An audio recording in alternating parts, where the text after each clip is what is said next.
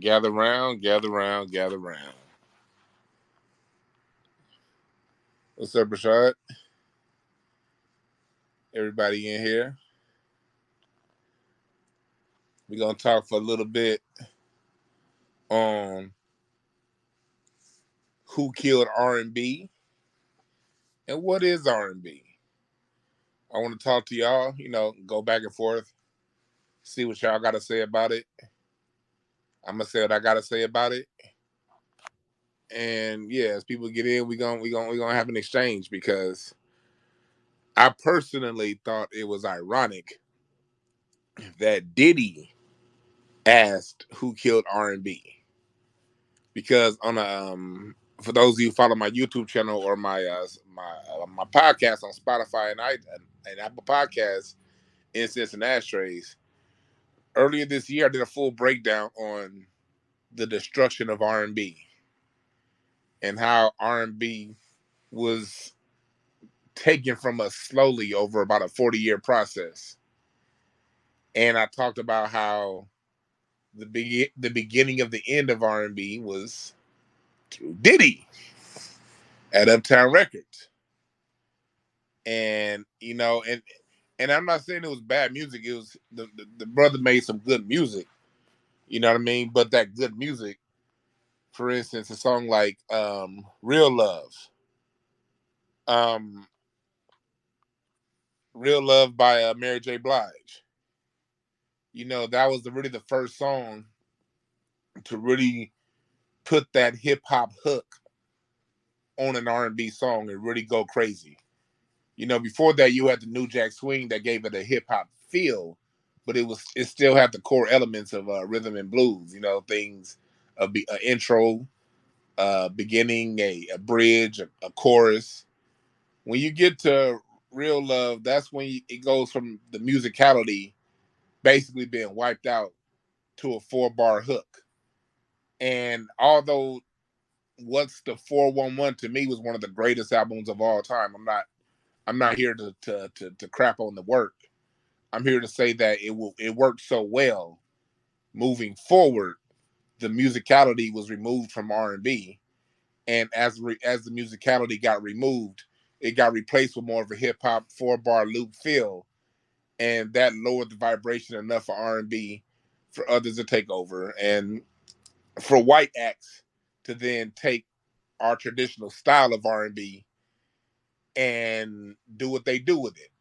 Like he asked, "Is R&B dead?" No, R&B is alive and well.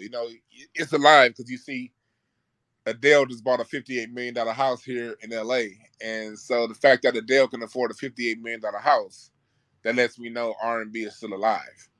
The number one selling band in the world is BTS, a K-pop band, and K-pop ain't nothing but R&B cooked up in a wok. You dig what I'm saying? So R&B is alive. It's just not in our hands, and that was a slow devolution starting in the '70s with and I talked about it before the white paper report where they talked about how black music was too far ahead of everyone else's music in the '70s with the musicality, because back in the '70s, that's when you had orchestration. The '70s is like the zenith of R&B. It's because that's when you had all forms of R&B still alive and doing well at the same time, whether that be R&B as expressed through doo-wop, R&B as expressed through reggae, R&B as expressed through funk, disco, rock and roll. All of that was at its zenith in the '70s. And people ask, okay, why did it stop being at its zenith? What happened? What happened was, as the mid '70s went along, the major companies, CBS Records, Columbia Records, they started buying all of your independent black labels and black record companies. See, when we produced R&B, you had live singers, live background singers, you had full orchestral arrangements. You listen to a Barry White song, it's like listening to Mozart. You dig what I'm saying? And we had that. But as these labels came along and started buying up black labels, they started removing the instruments away immediately. And in the '80s, they left us with great singing. And by the time we get to the '90s, they took the singing away, and R&B started to become more of a cookie cutter process. And then, so by the time we got to the 2000s, basically it was done. As far as when you compare to where it was at its zenith in the 70s. And so now, and on top of that, and I'm gonna invite some of y'all up to speak. I just want to lay the foundation. Then I'm gonna invite some of y'all to come up and speak. Then I'll hear what Sonny got to say too. Um, so by the time we get to the 90s, this was intentional. What happened was in the I'm gonna compare to what happened in the 2000s to what happened in the 70s. In the 70s, all of your black original R&B record labels started to get bought up, and they were all for the most part bought up, with the exception of Motown by the early 80s. Similar thing happened in the 90s with hip hop. Hip hop was at its best and most diverse in the early 90s when it was basically being run by black people. By the time the mid 90s came along, all the big record companies started to buy up everything. And by the time you get to the early 2000s, everything is owned by major record labels. What happened in the early 2000s was R&B was sacrificed for the benefit of hip hop. And you can look me up. You can look up everything that I'm saying. They started because R&B is an expensive process. When you're talking about all those background singers, when you're talking about live musicians, orchestras, and all that stuff, it can get very expensive to create a hit. Hip hop is a lot cheaper because you just got to pay for the sample and that's it. And so the record labels started to take the money out of R&B and push hip hop. Like they let Usher and Beyonce live. The only reason why we know about Jill Scott was because she was over at Hidden Beach, which was a small label. She blew up at a small label. We knew about Erykah Badu because she was at Motown. Motown wasn't really part of this mix. But all of the other major labels started to take the money out of R&B to put into hip hop.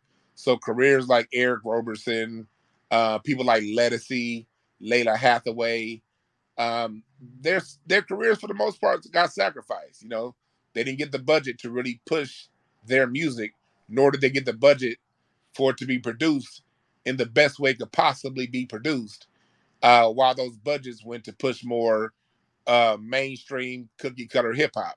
That I'm not, because if you notice in the 2000s, a lot of your 90s hip hop acts like X Clan, a lot of those type acts went around in the 2000s. They cut out conscious hip hop and they cut out R&B and they put the money behind spend your money now, hoes, clothes, and all that shit. And that's how we got to where we are right now in music, mostly through budget and mostly through record label control. So with that being said, laying the foundation, I want to open it up, Sonny. I want to hear what you got to say. Then I want to listen to what y'all got to say in the audience. Yo, peace to my brother Dwan family. It's always a pleasure chopping up some game with you, and tapping in with you. So most definitely, I definitely enjoy this topic. Did he ask who killed him? He asked He that asked question. that question. Who like it wasn't him? This nigga. Yeah, man. Yeah, man. Yeah, that's a pretty much that's a breakdown. And as you know, we do like the music spaces like every Friday nights, man. So just being a little bit more surrounded by the music and having you come through and picking your brain apart, with the history of it. We could see, I definitely see like more of a transition from that 70s, that 70s 80s sound. And when you start creeping into that 90s, that's when it kind of go off the rails. And for me, I think that transition to the instrumentation, specifically the production, that's when it kind of start to lose its feeling a lot. So for me, I would say that's what kind of killed hip hop. I mean, not hip hop. I said R&B. That's what kind of killed R&B for me. It is those sounds, man, and that percussion. And Yeah, e- yeah. yeah. It was like, nah, you brought up a good point, Sonny, because really what it was, because he also asked another question. I'm glad you brought that up. He said, "What is R&B?" R&B is a culmination. It's the rhythm of jazz with the story of blues. That's R&B. It's the rhythm of jazz with the storytelling of blues, and it goes back to that New Orleans style piano blues that that really, because people got to realize jazz was was only the popular music in America for like a 10-year period, maybe 8 years during World War II, during the swing era. That was the only time jazz was ever the most popular sound. The sound that closest mimicked R&B in the pre days of R&B through R&B has always been the more popular sound. Louis Armstrong, he really laid the foundation for what will become R&B vocals through his trumpet. Fats Water laid the foundation of what will become R&B style piano during the 30s. And their styles of music has always been more popular than what was in direct jazz. And then as you get into Ray Charles really brought everything together with a full orchestration, because early R&B was more raw bones, bass, drums, keys, guitar. When you get to Ray Charles brings in that live, that the violins and the full orchestral arrangements to R&B. And then when you get into Motown brought in that songwriting that really cut it down into these 4-bar increments. So when people want to talk about bars, you got to credit Motown for it.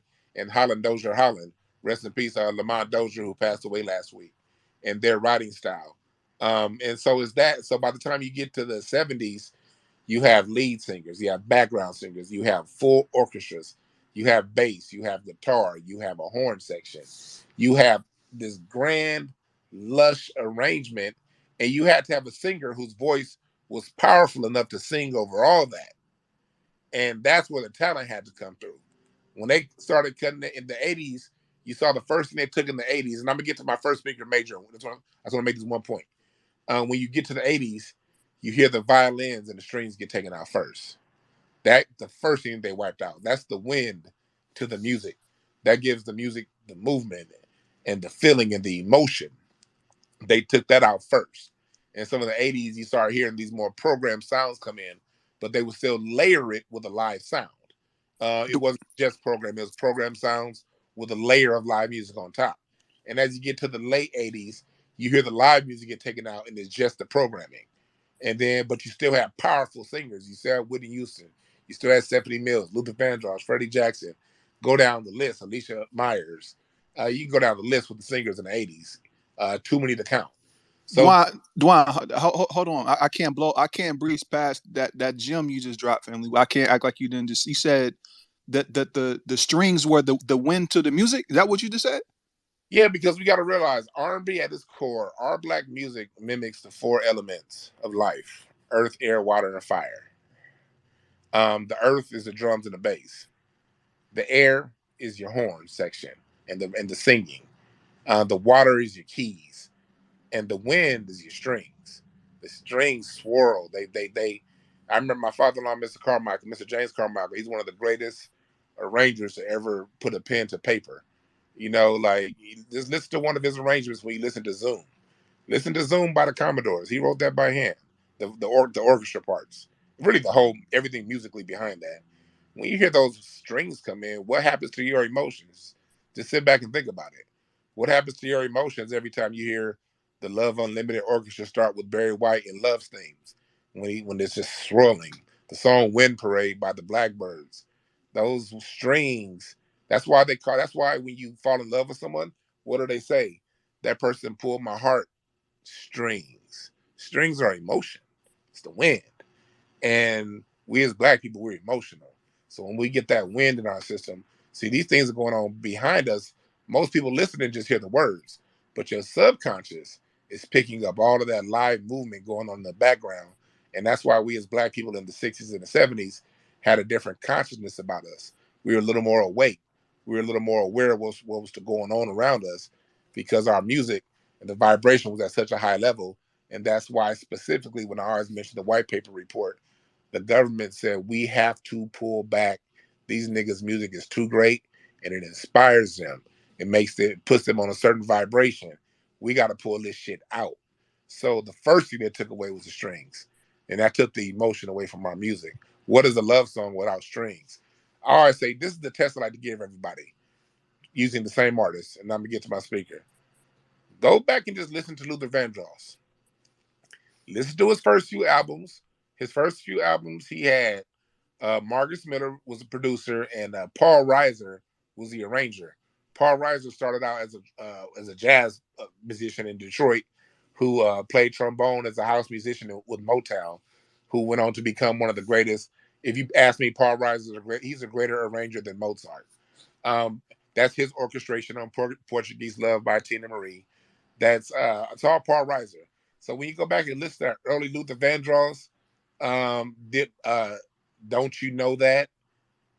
Listen to the quality of Luther's music versus when you get to Dance with My Father. Luther's voice is still great with Dance with My Father. Luther is still Luther Vandross when you get to the 2000s, but the production quality of his music is night and day. Dance with My Father, it's a great song, but it don't hit like Promise Me and that stuff he did from the early 80s. Why? The live orchestration complete with horns, strings, and live musicians. It does something to your soul that cannot be accounted for with numbers and stats.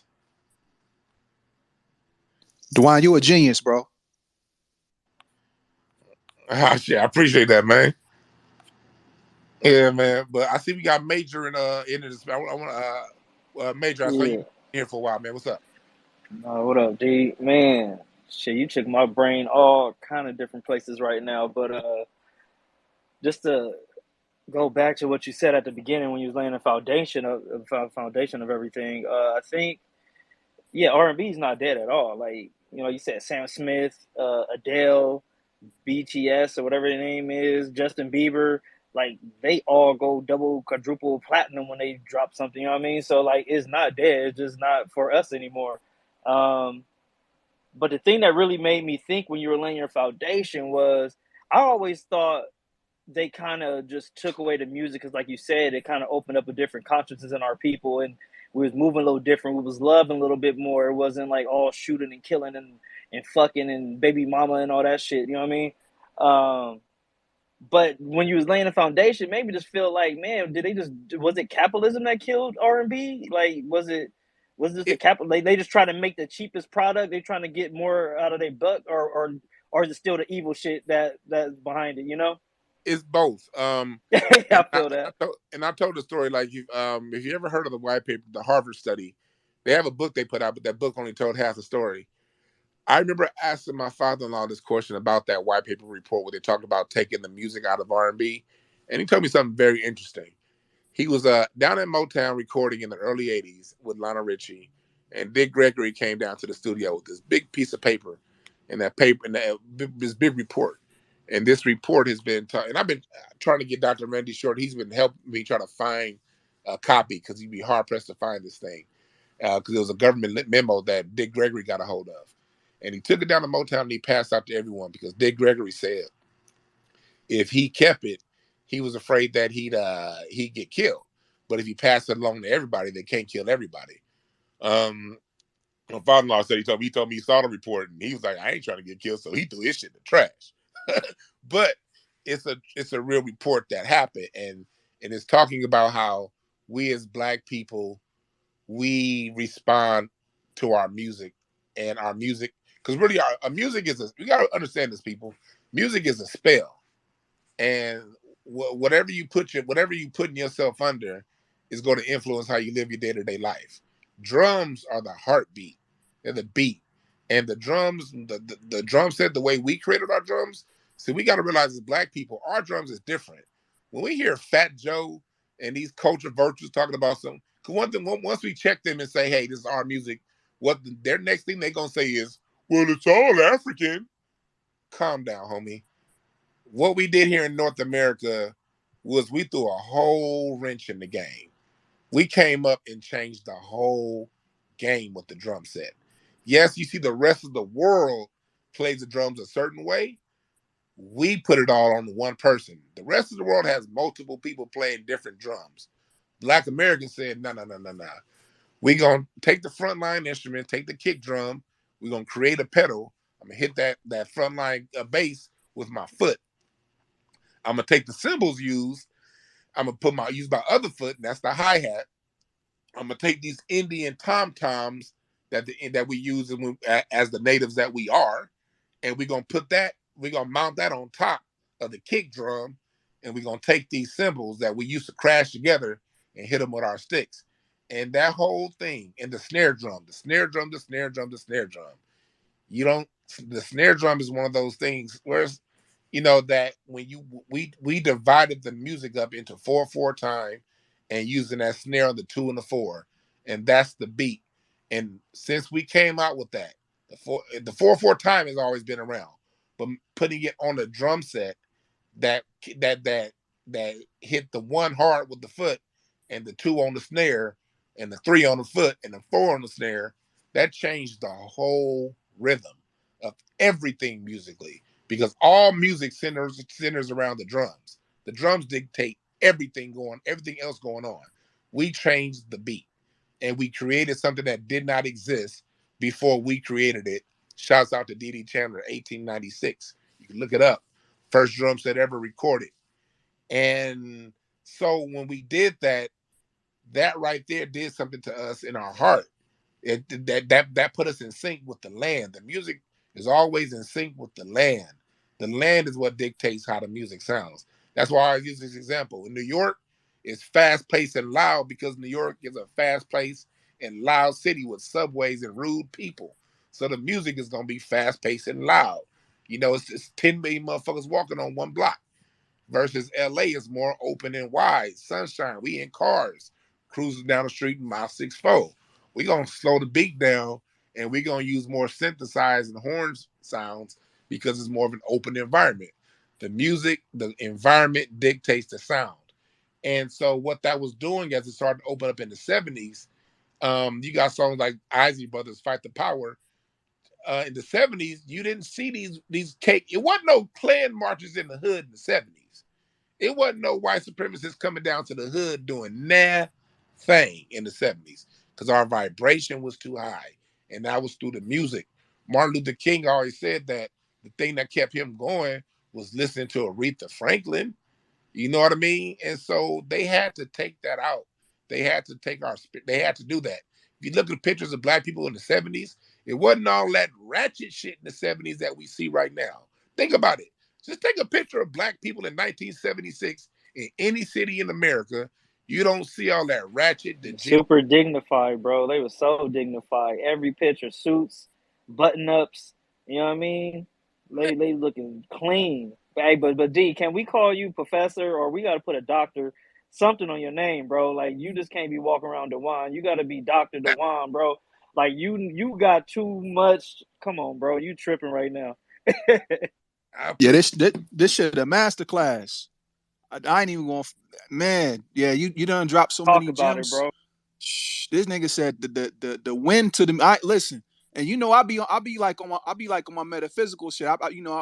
My Delbert Blair, my Dr. Phil Valentine. I be tapped into. So when he broke it down like that, man, yeah, that was a gem, Dwan family. I ain't even gonna front. I'm gonna have to hold on to that one. Hey, Sonny, I'm gonna get DC, then I'm gonna get to Rashad. But Sonny, so since you in the med, you want to meditate to Earth and Fire. Earth and Fire has so much music. Their Earth and Fire's music is a Bobby Hemmings speech. You just gotta listen. They have a song called Sail Away, and that song is telling you to fall in love with love. You cannot love and you can't give love until you love love. You gotta listen to a song by Earth and Fire called I'm drawing a blank to the song. It's on the Spirit album. Not Imagination is one. Oh yeah, On Your Face. Ain't it funny that the way it feels when you're on your face, and no matter how you try to hide it, it states the case. No matter how you feel it's going down, don't worry about anything around you going around. And it goes in talking about how no matter what goes on, it can't take me, it can't shake me. Because I've been here before, don't want to go no more. Don't let nothing get me sad. Listen to Earth and Fire real close. Meditate to that shit. Especially the between Earth and Fire between 1973, starting with the Head in the Sky album, through 1980 in Faces. That catalog of albums tells you everything you know about life. You need to know about life, and the orchestration will take you somewhere. But DC, I'm gonna get DC, then I'm gonna get to Rashad. Yo, man, appreciate y'all having the space. Shout out to Major, shout out to Sonny and the rest of the family in the building. Dwan, this is my first time coming across you, bro, but man, you so knowledgeable. Can you tell me again what the name of that white paper was by Harvard? Because I want to read it. So the white paper for there's a book called, but the book only has half. I'm here in my library right now trying to look for the book to give you the real name. But the book only has half the story in it.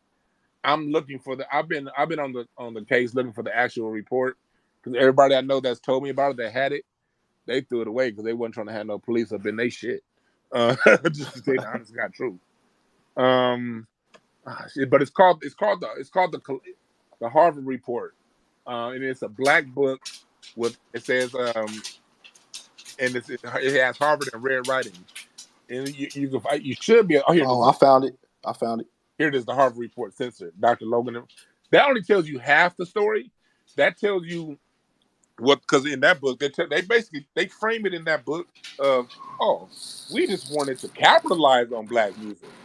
Yeah, that's half the story, but you will get half the story in that book. Okay, yeah, I found it, man. So I'm gonna definitely dig into it. I've been in the music business since I'm 19 years old, so this is a subject that's near and dear to my heart because I watched everything firsthand, and I think a couple of the factors. First off, R&B is not dead. Yeah, R&B is exactly. not dead. Was one of the problems that we have right now though is that we lost our connection to self, and we lost our connection to innovation. So when we were innovating in 90s 2000s, we have producers like Timbaland popping up. You had Teddy Riley showing up. You had the Neptunes. You had guys that just, and everybody who I'm gonna name, all of their sounds were completely different from each other. They didn't One never sounded like the next one. So when we innovated, we were able to push the culture forward and to dictate things on our terms and dictate where the direction of music was going to go. When we stopped innovating, really with help from the white supremacists that run the music business, that allowed less talented producers with white skin to be able to catch up to us and then replace us. So now we got guys like Murder Beats, who is basically the Jack Harlow version of producers. And he makes beats that sound just like the stuff that black producers can make. And that's the problem. Because when you have a white boy who can do what you do in this business, they're going to hire him 9.9 times out of 10. So when you have guys get on YouTube and they're like, hey, I can make a Mike Will beat real quick, and they make it in 5 minutes and it literally sounds like a Mike Will beat, you're in fucking trouble, whether you realize it or not. The other side of this that contributed to what's going on with R&B now is we have a direct correlation, or negative correlation, should I say, between the rise in white executives being over the top of black music departments and the decline of black music overall as a whole. Because white executives only, like, okay, right now at Atlantic Records, right? Atlantic Records is basically like an electric plantation, pretty much. And all they do is they data dive. So they go look for what's streaming the most and they get behind that. And it's been like that for a long time. I mean, as long as Mike Karen was in charge over there, even when you go back to Lupe Fiasco, who was ahead of his time a little bit with consciousness and stuff like that, he was complaining about how he couldn't get his records out over there because that's the formula that they have is anything that's thought provoking within black society, they're gonna shut it down. If it's something that's ignorant, they're gonna promote it. It doesn't matter if a nigga makes records about killing his own mother, they will put that shit out without thinking twice because it makes money, and usually it's not hard to produce. It's a lot cheaper than making other types of records, and they don't want anything that goes against their personal stereotypes about what black people are. So when you start to put white executives over the top of black music departments, and you got real black artists walking in there, they're getting turned away constantly in favor of these artists who y'all complain about. Y'all be like, how the fuck this person get a record deal? Well, they got a record deal because either there's a white face that's in charge over the black music department or a black puppet that's dancing to the tune of a white person. So I just thought it was important for people to understand also when you look at the era of MCA and some of these other record labels, back when black music was booming, it was black folks in charge. Yep. It was black folks running them departments, hiring other talented black people who then signed talented black people.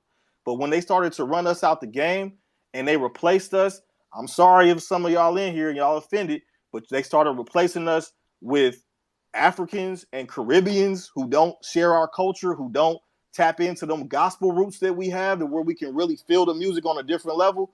That's when we started to see the decline in it. And, you know, I'm going to land it right there. That's a good point that you brought up.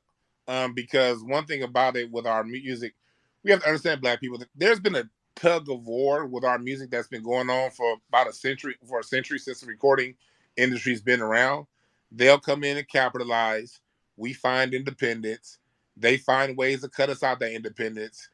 For instance, this is starting in the 50s. You saw what they were doing in the 50s. They had to put a white face on our music. It had gotten really bad in the 50s with their capitalization of our music. So we started opening up our own record labels. You had Motown, you had Mirrorwood Records, you had VJ Records. People don't know VJ Records was black owned. Sister Mary D and her brother, they owned VJ Records, and they were the ones when Columbia didn't want. They signed the Beatles, and they're the ones who released "Twist and Shout" by the Beatles. And the Beatles got their first 3 hits on a black-owned record label. That then once CBS saw, not CBS, Capitol. I keep saying CBS. I'm dyslexic. Sorry, y'all. Once Capitol saw that black label make all that money off them white Beatles, what did they do? They sued VJ Records into high heavens. VJ couldn't no longer afford to pay his lawyer bills, and that's what got the Beatles back over to Capitol Records. But we see all throughout the 60s, it was still a lot of black-owned labels. That's why the music grew in the 60s.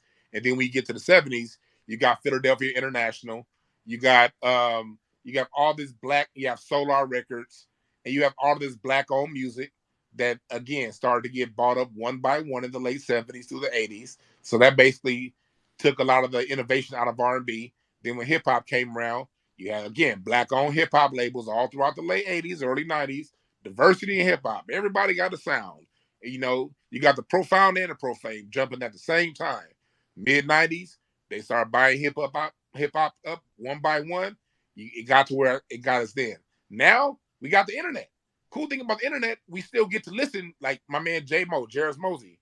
Shouts out to Kevin Nash. I see Kevin Nash in the room from KJLH. I didn't even know this brother sang. I saw him last week in Inglewood, and he did a live set with no stems, and it sounded great. I'm like, dude, you know what I mean? It's still so much good. Corey Henry, we got Catalyst, we still got Jasmine Sullivan, we still got Lettuce. We have so much good music still coming out. We as black people just have to be conscious enough to not look for the radio for our music. We got to find it on Spotify. In my show Incense and Ashtrays that I do I've been on a hiatus, but usually on Friday and Sunday, I highlight that kind of music. But Rashad, you were next, and then Booby. Yes. I just had a quick question, and I know this might be off the topic of R&B, but it really deals with funk, because I always hear the narrative that, I guess you could say, they said that when it came to funk and James Brown met up with Fela Kuti, I might have mispronounced his name, that he got influence of African from which influenced funk music. I don't know to what degree or how much was that. If you can speak on that a little bit, I know that might be off topic. Forgive me for that. That's a good question. No, that's a good question. No, what it was, funk influenced Afrobeat. What it was, Fela Kuti said that, he had his thing going on, but it wasn't until he interacted with the Black Power movement here in America that the consciousness behind Afrobeat became a thing. Because he said something to the effect of, black people look to Africa for consciousness, but really the consciousness is in America. When you heard "I'm Black and I'm Proud," "Soul Power," those songs inspired Fela Kuti.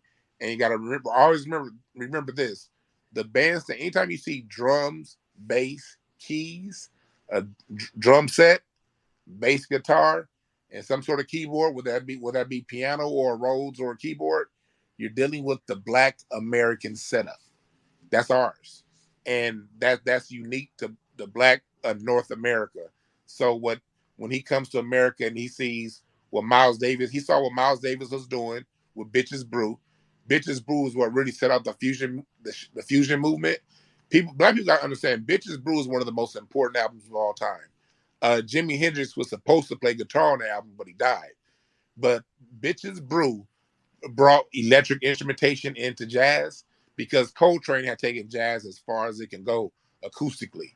So when Bitches Brew comes out, that's when you get the electric movement in jazz. And Bitches Brew is inspired by James Brown and Sly and the Family Stone and that whole sound. And then and that set off a whole new movement.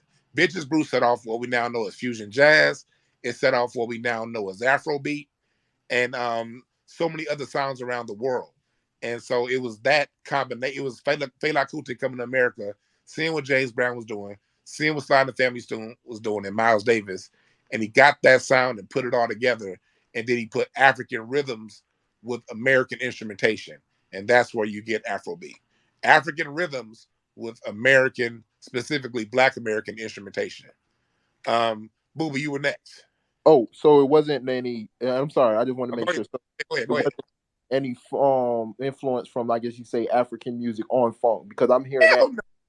I had heard that narrative going around. It was like we heard, we got some of the sound, or when James Brown met with Fela Kuti, he was influenced by something which helped with funk. Hell no, James Brown didn't know what the hell Fela Kuti was. That was some...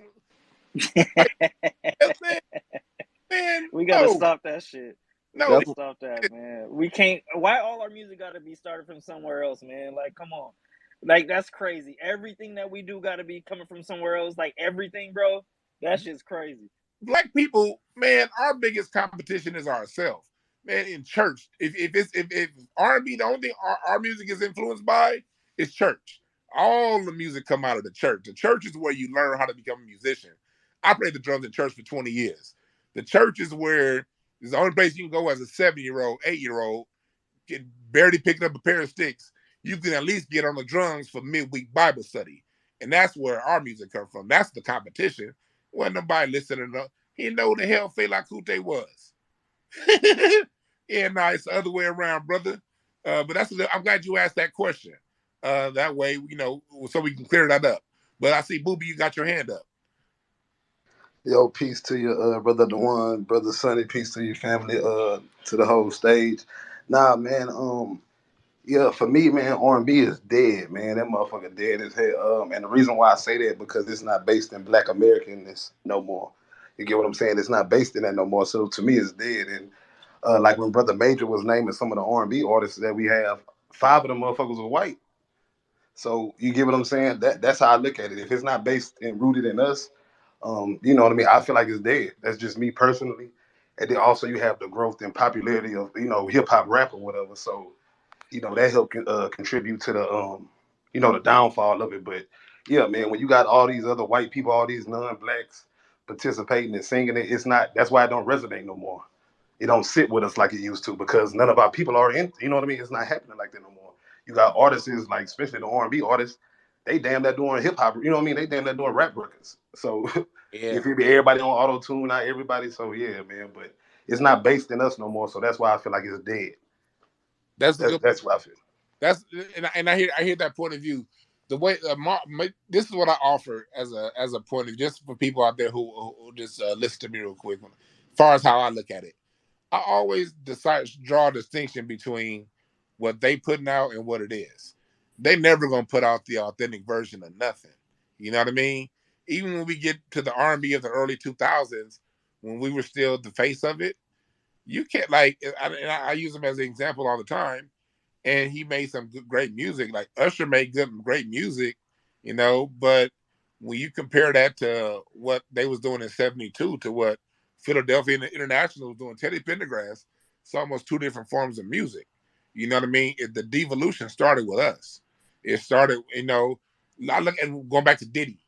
Diddy's talking about the R&B die. Yeah, you have Faith Evans and you fumbled her career. With the voice that Faith Evans had, you had her doing the Chic hook. Like that song, I never had love like this before. That's just the sheep cheer. That song was just a part of a more major song. You had that great voice, and her biggest hit was based off of a hook. What if Faith Evans had live orchestration? What if she had a Quincy Jones production? What if Woo! by Marcus Miller? What if she was produced by Leon Ware? Leon, go back and listen to the "I Want You" album by Marvin Gaye, and listen to Leon Ware's production. That movie sound that whole album sounds like a cinematic event, or orchestrally. What if Isaac Hayes and Porter is producing Carl Thomas, another career that Diddy screwed off? Great album, no follow up, because you had these hip hop producers that weren't doing real R&B with R&B singers. So that's what opened the gate for trash like Rihanna's music and what we hear right now, where it's just nothing but auto tune. That opened the gate for it when we did that. But all I said is, that's what they put out. There's still genuine R&B. Like I said, you got to go. They're out there. You're just never going to hear them pushed by the mainstream. Jarvis Mosey, Anderson .Paak, nigga. It's some R&B out there. But sorry, somebody's trying to say something. Oh no, I just wanted to say no, and I understand that. I'm just feeling like our people are not participating as much. Yeah. Like, or just giving another example real quick with baseball. You get what I'm saying? When we had the Negro leagues and shit, our people was in tune with it. But now that it's, baseball don't resonate with Black America because our people is not based in it. We not involved in participating in that sport no more. So it's basically non-existent. You know what I mean? To the youth, everybody want to play football and basketball. So that's what I mean. Like. You get what I'm saying? So yeah, that's all I mean. It don't resonate with us no more because it's not based, with us no more. It's, so that's just how I feel about it. Yeah, and I always remember this. Hip hop was promoted because of the defunding of R&B. But I hear exactly what you're saying, and we as a people, that's why we got to reconnect. And I'm gonna get to your FBA year next. But I also want to I'm going to do a report pretty soon on instanceandashtrays.com. What I'm seeing happening right now, because I'm at these live music events all the time, I'm seeing Black people reclaim all of our music. Like you have a Black woman, I'm drawing a blank to her name right now, but she's one of the top selling country artists. You got you got Gary Clark on the guitar end of the game, really bringing it back. You got Catfish on the blues end of the game. You have a lot of FBA artists, Flying Lotus with EDM. Hey, Dwan, how you feel about Sir? I like Sir. I like her. I like the talent. I'm just cautious to see what I'm cautious to see what direction that goes. That's what I'm saying. I like what so far, but I'm really interested to see. He from your way, right? Huh? He from your way, right? I don't know where he's from. Nah, Yeah, he's from Inglewood. He's from Inglewood. Oh yeah, he is. Inglewood, Sir. Yeah. Yeah, I know he's from. I know he's from over here. Because it's funny. I was just in the Murray Park yesterday listening to some music. I know he's from here, but out of LA, it's so much R&B coming out, and so much, especially jazz, out of LA right now. The live music scene happening right now with the musicians and the singers and the artists, that shit's real right now. That's how I know R&B is still got some lifeblood in it. We just got to find it. But FBA, you next. 100. What's up, Big One, man? One of your big fans on YouTube, dog. How you doing? Yes, sir. I appreciate it, man. I'm good, man. How about yourself? I'm good, man. Just at the gym. Make it real quick, man. I think the last 10 years has been an assault on the Black male image. If you remember, as far as R&B is concerned, if you remember in the 90s, the 80s, Boys to Men, all that, 70s, 80s. I can't really speak on the 70s and 80s. I was born in the 90s, so I can't speak on that like that. But, from what I saw growing up, it was a complete devolution from, it. From what I've seen in the 90s, Black men had a sort of power through our R&B. The ladies of all races, not even just Black women, but of all races, they couldn't really contain themselves when we would release our art and music as Black men. And I think that the white establishment saw the power that Black men had, like R. Kelly and whatnot. They got power over women. Whether people want to acknowledge it or not, they do. And I think that's something that the white establishment really wanted to kill. So that's why you got your Bruno Mars. That's why every fucking good R&B song, every good fucking R&B beat is given to a non-Black, specifically a non-FBA person. And I think it's going to continue until we raise hell about this shit. Like, we got to stop being nice to these motherfuckers. I mean, it's a straight up assault against our people. We got to say, fuck you, fuck your music, stay out of our shit. I mean, we just got to be brash like that because it's an assault against our people. And I land on that, man. I hear what you're saying right there, man. And we gotta support those that do it right. You know what I mean? Because they are out there. One thing we can do is see one thing that they've. I'm gonna say two things to what you just said. One, going back to what you were saying about, like, you know, the archetype of the alpha male, that was purposely killed off. When it comes to the zenith of the alpha male black singer, it was Teddy Pendergrass in '79. That was a zenith. And Isaac Hayes, black men that didn't apologize, and their music was direct and straightforward. When you get to the '80s, see, it's a reason why Michael Jackson knew that they were killing off that archetype. So he is somebody who was raised, he dressed in a certain way and talked in a certain way to pull back and sort of sneak through the door. He learned from Little Richard. You got to realize Little Richard was a character. I'm not going to get into that man's personal life, but the whole Little Richard character that we saw, because they always had an issue with the alpha black male. And so you've had black people over the years who would do things to become less threatening in order to make it through and cross over at a big, on a big level. So by the time you get to R. Kelly, it was basically just R. Kelly and a few others, Jodeci, that had that sort of archetype. For the most part, the archetype started getting softer and softer and softer because America's always had an issue with that, and that really goes back to the damn. That goes back to Chuck Berry. They threw Chuck Berry in jail for that. He ended up later getting exonerated in death. That's an old game that they've been playing with us when it comes to the fear of the alpha black male archetype. Rashad, I see you got your hand up. Hey, Dwan, can I say? Go ahead. Yeah, that's kind of crazy. When you spoke and you kind of made that correlation because they used those same charges. They used the Mann Act on Chuck Berry and R. Kelly at the same time. And I had a question to you. I know it's definitely kind of going left field with it, but do you think music is lineage? Do you think it's genetic based? Because I feel like the more we having this conversation about music, I'm starting to understand that a drum is a universal, instrument. But if I was to place a drum in the Caribbean, they would play it different. If I place the drum over here in America, they play it different. In Africa, they play it different. So are we, how do you feel about that, family? It's a combination of lineage and environment, blood and environment, and because when you give the Caribbeans a drum and what a drum set, my sound packs are coming out pretty soon. My sound packs I have for Latin packs and my Afro beats, hit secret, y'all. They the same damn drum beat. Just for the Latin beats, I layered it with a cowbell. For the African beats, I layered it with a shaker. Same shit. You know why? Because that whole Caribbean sound, the Afrobeat sound, that their sound is more so do do do do do do do do do do do do. You play that shit long enough around us, we gonna start getting headaches. Like we can dance a couple of songs to that.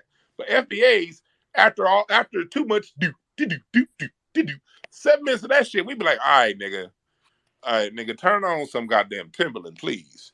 See, our blood dances and bounces on the one. We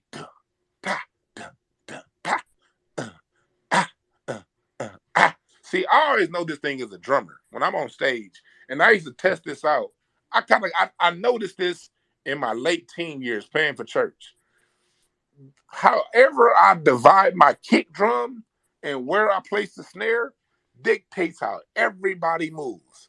So if I play a straight 1, 2, 1, 2, and I play that at 90 beats a minute, you're going to fall back in the pocket and your hips are going to sway in a certain way in between the beats. If I lay 4 on the floor with a kick, it's going to give you a pulse. And you're going to more so bounce on top of the beat.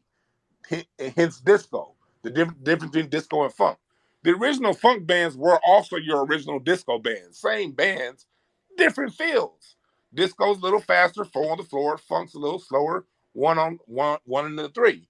And if I divide that up a little bit differently, it's going to make a different swing in how you move. But that swing comes down to that feeling. Me as an FBA, You know, that's my feeling. I'm transporting. I'm putting into your feeling, and we all share a common family bond as a group over here. So that beat, that feel is natural to us. So when someone else gets our music, gets our drum set, and they turn it into doom doom doom doom doom, we dance to it for 10 minutes, and they flipping out in the high heavens, and we looking at them like, all right, this is cool, but all right, because it's not that ours is better or theirs is worse. It's just that beat is what's in their blood, and this beat is what's in our blood, and our blood bounces on the one.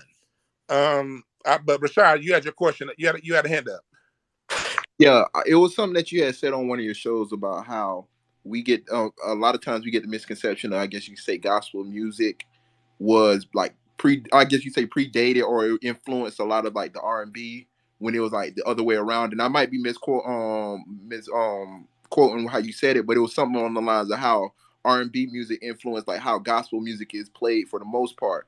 Because I seen it with one of the songs. I don't know if you know the song "Praise on the Inside," but I was listening to it, and it's an old school song, and I was listening to how they were singing on that song, like in the intro, and it sounded like a regular R&B record, and I started making that correlation of, okay, it is where the R&B influenced a lot of the gospel music, and that is one sector that people, I guess you say, they haven't gentrified yet, was gospel, our gospel music. And I think it's going to continue like that because of the fact they're not able to get in there like they can with R&B and such like that. But yeah, that was just a thought of mine that I was having though. I'm glad you said that. I'm glad you brought that up because on my tree, and you guys can get my music, Black Music Family Tree at incensenashtrays.com. Hold on, I'm about to put my ear. There we go. Can y'all hear me? Yeah, Yeah, Y'all you hear me? good. Okay, we hear cool. you. Yeah, I had to put these AirPods on. Here's what it is. I'm glad you brought that up because I'm on my tree. You see, gospel come after R&B, and I put here, and this is what it is. The recording industry connection to R&B came before gospel. In church, because you got to remember this, church is always resistant to change. Church always, whatever's new, the church don't want to deal with. Anybody who's been raised in church, you know this to be true. Church is resistant to change.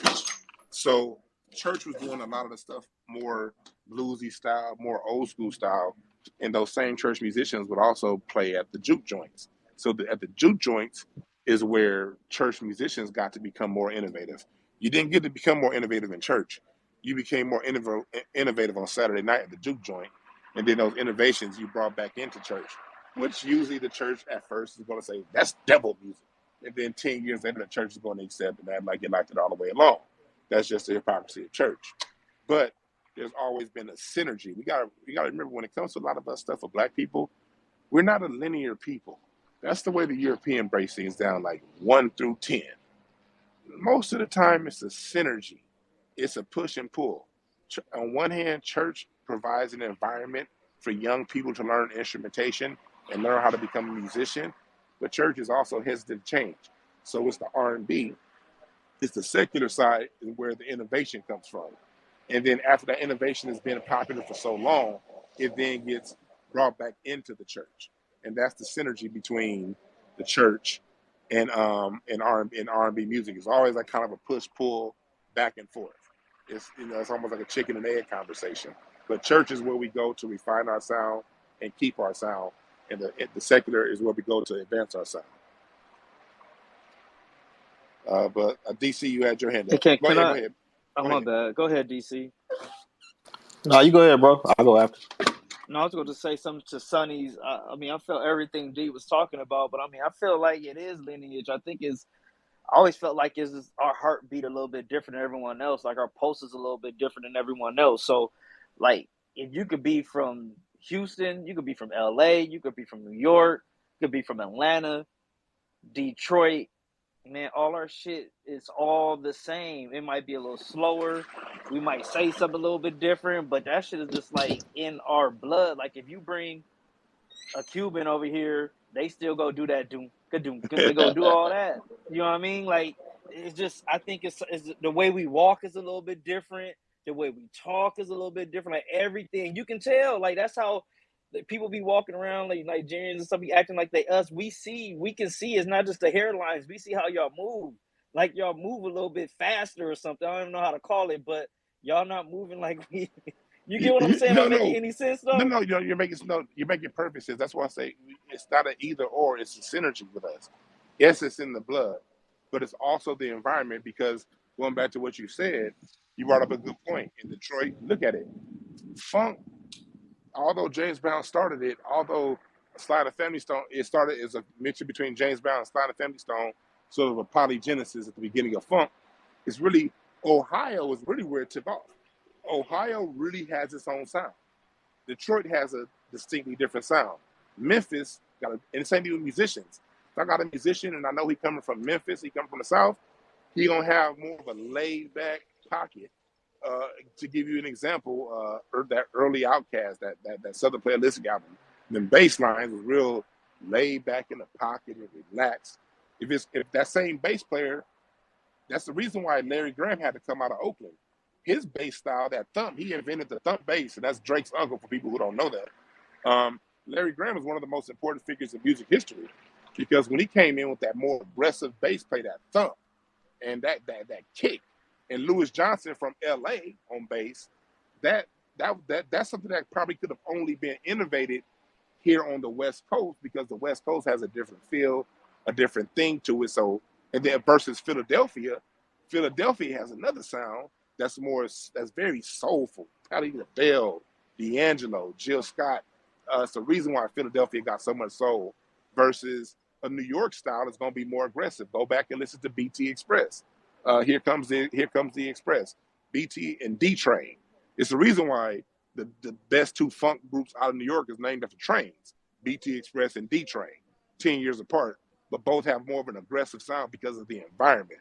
But it still has the same walk, and we as Black people, we can still appreciate it, because it's like, I feel like going over our cousin's house. You know what I mean? But and the same thing with hip hop. Exactly. Same But thing I'm with saying, hip hop. I'm speaking for myself. I feel music. Like, I know a lot of friends and stuff I have, white boys, whatever. Man, you hear that? I'm like, I don't hear it. I feel like like you were saying, or the wind.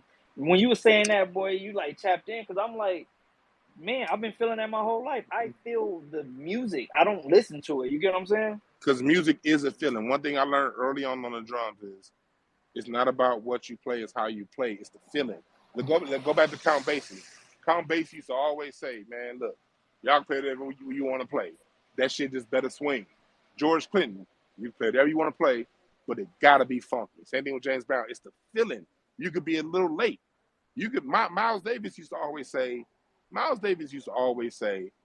there are no mistakes. He said, for every time you miss a note, you're only a half step from the right note. So you can miss notes because it's about the feeling.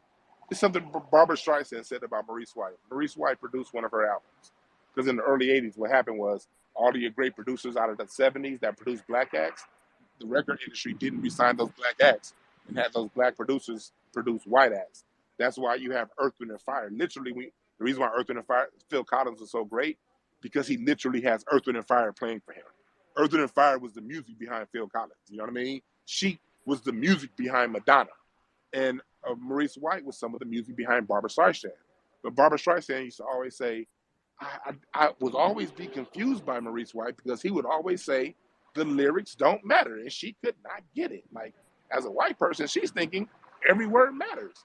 And Maurice White said, no, it's not about the lyrics. It's about how you express, how you emote the lyrics. I'm sorry, y'all, it's a little loud out here. I'm out here smoking outside, so y'all might hear some background noise. I gotta hit my weed. Sorry. But we emote our music. That's how we play.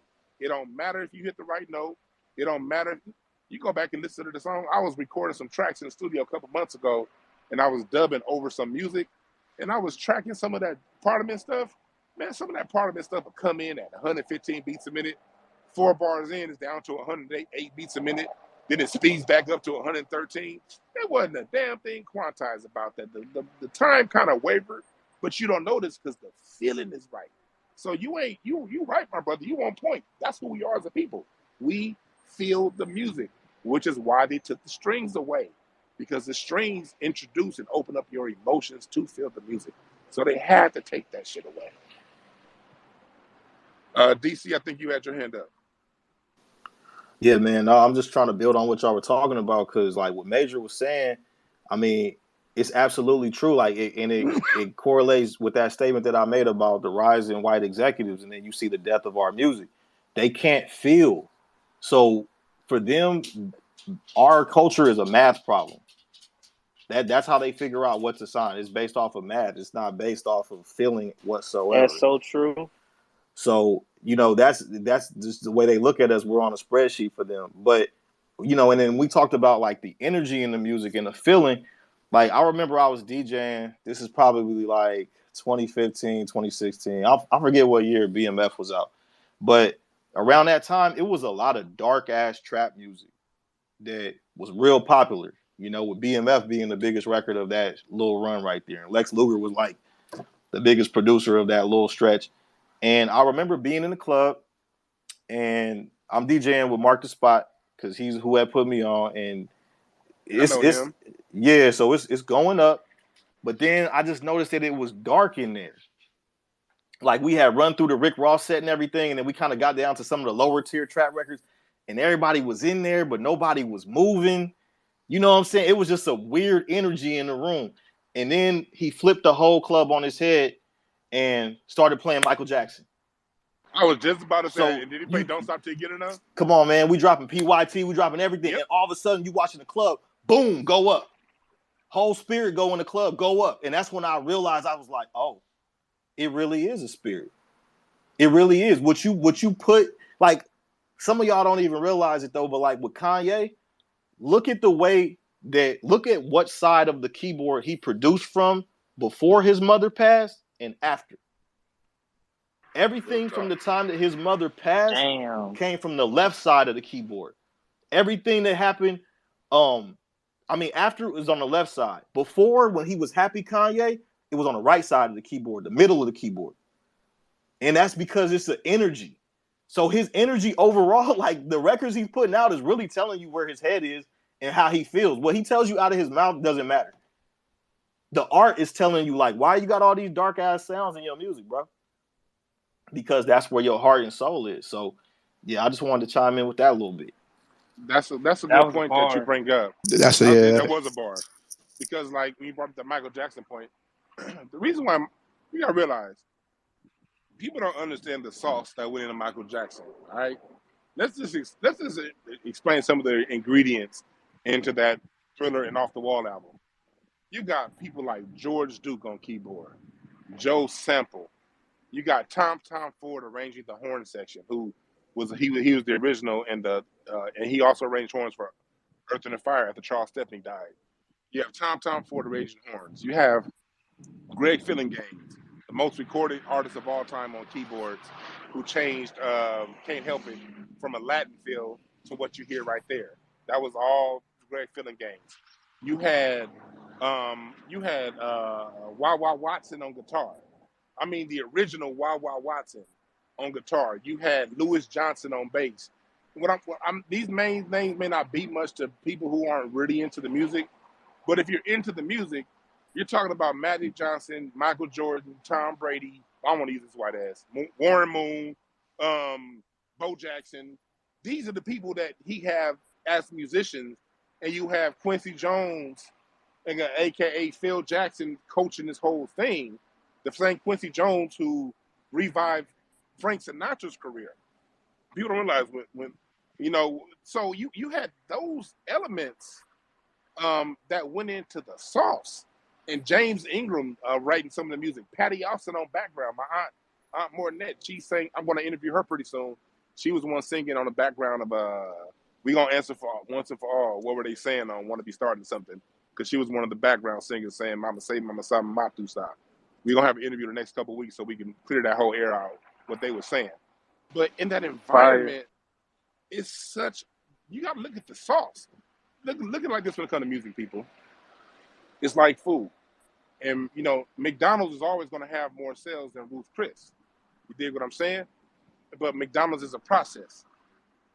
When it comes to music, the quality of the music depends on the musicianship going into the music. How good are the musicians? How good are the arrangements? How good is the producer? And what emotion are they putting into it? Because again, it's not just the notes; it's the emotion and the feeling. So when you get a good song, I look at a song like All Night Long. When my father-in-law produced, Mr. Carmichael produced All Night Long, I asked him a question. I said, "How many musicians did you use on the project?" And he said probably over 100 musicians that went into just that one song all night long. And when you listen to that song, listen to this. I want y'all to go back and listen to All Night Long. This is what black people did with pop music when we had control of it. That song, now, of course, all 100 musicians didn't make the cut because he said it took about 4 months for him to actually put that song together because there was so much orchestration going around. He'd have to record a string session and throw that whole string session out and redo it again, or bring this drummer in because that drummer didn't work, and just the technical stuff behind the music. But when you finally put it all together on the live track, you literally have dozens of musicians between the strings, the backgrounds, and every single instrument, and all of their emotion is going into the music. See, when you make it just about a quantized computer, now we just dealing with notes. But when you have musicians playing at every single spot, they're all delivering their emotion into that song. And that is what you receive as the listener. That's why when you go into Michael Jackson and what he was doing, the reason why the vibration goes through the roof is because you got George Duke on keyboard. You got Wah Watson playing the underneath on the guitar. You got Louis Johnson thumping the fuck out that bass. That's the reason why the emotion changed.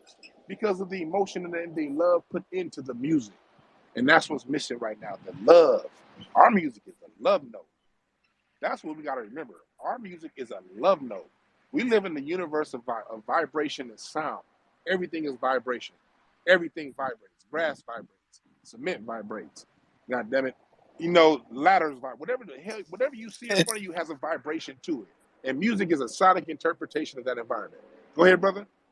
Nah, and Dwan, this is what I'm saying. This conversation is the way it unpacks. It's a little bit more deep. Even just having a conversation, it's funny because you said vibrate, and I kind of wanted to pick up off that gem you dropped, man, because that shit blew my mind. I'm not even going to lie, but just me having a conversation with us right now in space and me googling America vibrates at a different frequency. America is attached to the earth, you know what I'm saying? To the planet we on through the tectonic plates. America vibrates at its own frequency. So that's why I feel like, it has to be kind of like a genetic, a lineage thing, because and we are our own distinct ethnic group. I don't this I just, man, it's this is this is deep, man. This is some deep shit. And suddenly we hear it. Because the only reason why you have non-black American artists in R&B right now is because they're not doing what we do. Name one non-black American artist that's punching notes out there like Stephanie Mills. Name the non-black American equivalent to the Jones Girls 3-part harmony, the Emotions 3-part harmony, the Temptations 5-part harmony, the Four Tops 4-part harmony, the Isley Brothers Soul and Swag, Marvin Gaye's Silkiness. Name one other group, just black. Not even talking about non-black groups. I'm talking about black groups that can sing and with the range of Michael Jackson. Because we know Michael Jackson the dancer, but Michael Jackson the singer was a cold motherfucker too. Come on, man. Man, talk about it, bro. And so we literally see they literally can't do it. Our music had to go through a 30-year development process for Rihanna to work. Rihanna cannot exist in an environment with CeCe Peniston. She cannot exist in an environment with Shaka Khan, with with Tina Marie. God damn it, she can't exist with that. She can, so you have to slowly remove these. Anita Baker. You have to slowly remove these type artists, and so when we get to the early type 2000s, no disrespect, but we get Ashanti, and let's just tell the truth. Vocally, you put Ashanti next to Roberta Flack or Oh or no, you can't. But you but it cannot. started with us, and so once we accepted that level of, and then look, I want to make this one point before I let somebody else speak. Go back into the early mid '90s. There was a shift that happened right up under our eyes. I remember I was 13, 412, and I remember seeing it because I've always loved music. Well, I was about it really started when it came in with Mary J. Blige. What's the 411? That was 92, 93. That's when she had a more gravelly voice, but it was still soulful. What you started to see was the people who could sing. All those. Have you ever asked yourself why did all of those great singers of the '80s not make it to the '90s? What did they learn? Did they just stop knowing how to sing? No, they weren't re-signed, and people that were signed, they were singing. Mariah Carey went from singing these grandiose notes to whispering. By the time we get to 95, 96, everybody's whispering. I mean, every Aaliyah whispering. The whisper thing came big, and I remember my homegirls. I ain't seen them in years. We grew up in church together. The Johnson sisters. They were a group that later became known as JS. They was put on by R. Kelly. One Johnson sister married Ronald Isley. The other one ended up marrying Philip Bailey from Earth and Fire. But the ones, so they came in. Those three sisters, when you talk about three-part harmony, they were the emotion. Their three-part harmony was every bit as tight as the Jones Girls. Them women could sing their ass off. What happened when they finally got their release? They had a song called Ice Cream or something like that that got released. And what are they doing? They whisper. So even when they signed talent that could sing their ass off, the stuff that got released was a whisper. We gotta understand. This is what we gotta understand about the white supremacist black people. They they live life in 30-year and 40 and 50-year plans. We live life day to day. The people who run these record labels, the people who fund and the money behind this, they see things in 50-year increments. They say, okay, this is where it is in 1971. These Negroes are too good for us now, but in 50 years, because if you go back and read that book I told you about, they one the part they did say in the book in the Harvard report is by the year 2000, if we let black music go, we won't be able to catch it. So we have to do something about it now. And that was all done through buying and buying record labels. And it's no coincidence the people, the A&Rs that were actually musicians. It's no coincidence those are the ones that got fired. It's no coincidence these people. Look, you don't keep mistakes don't get made that consistently, and it's not a mistake. At some point, you got to look back and be like, okay, this is a mistake. It's just kind of the way it goes. I don't know who behind it, but it's the pattern. DC, you got your hand up. Yeah, Dwan, man, I'm so glad you touched on this subject because I was going to ask you what you thought about this.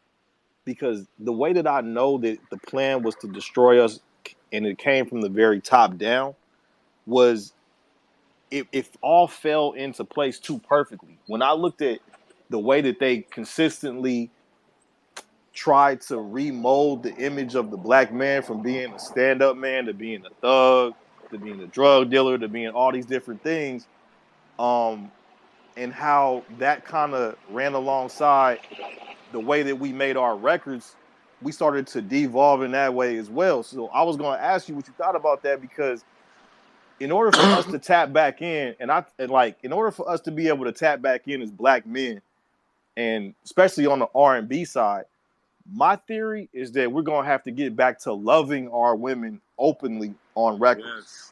Yes. Man, you just said it. Like this, what we have to get back to is the real love. We gotta remember, man. When it comes to the model of humanity and love, that's the face of the black man.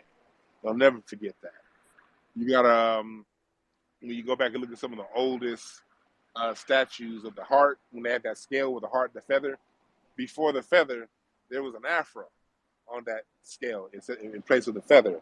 When you look at some of the oldest paintings of that balancing the scales, because we are human. We're in this position because of our heart. And as black men, we got to remember to keep our heart space open. I have a book that I have dropping pretty soon because I come from the therapy world. I have a book that I'm dropping pretty soon called "Tell It Like It Is: The Art of Loving Communication."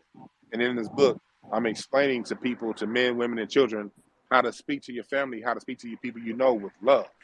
Because we've gotten so hardened because of our situation that we've gone through, we've forgotten to love.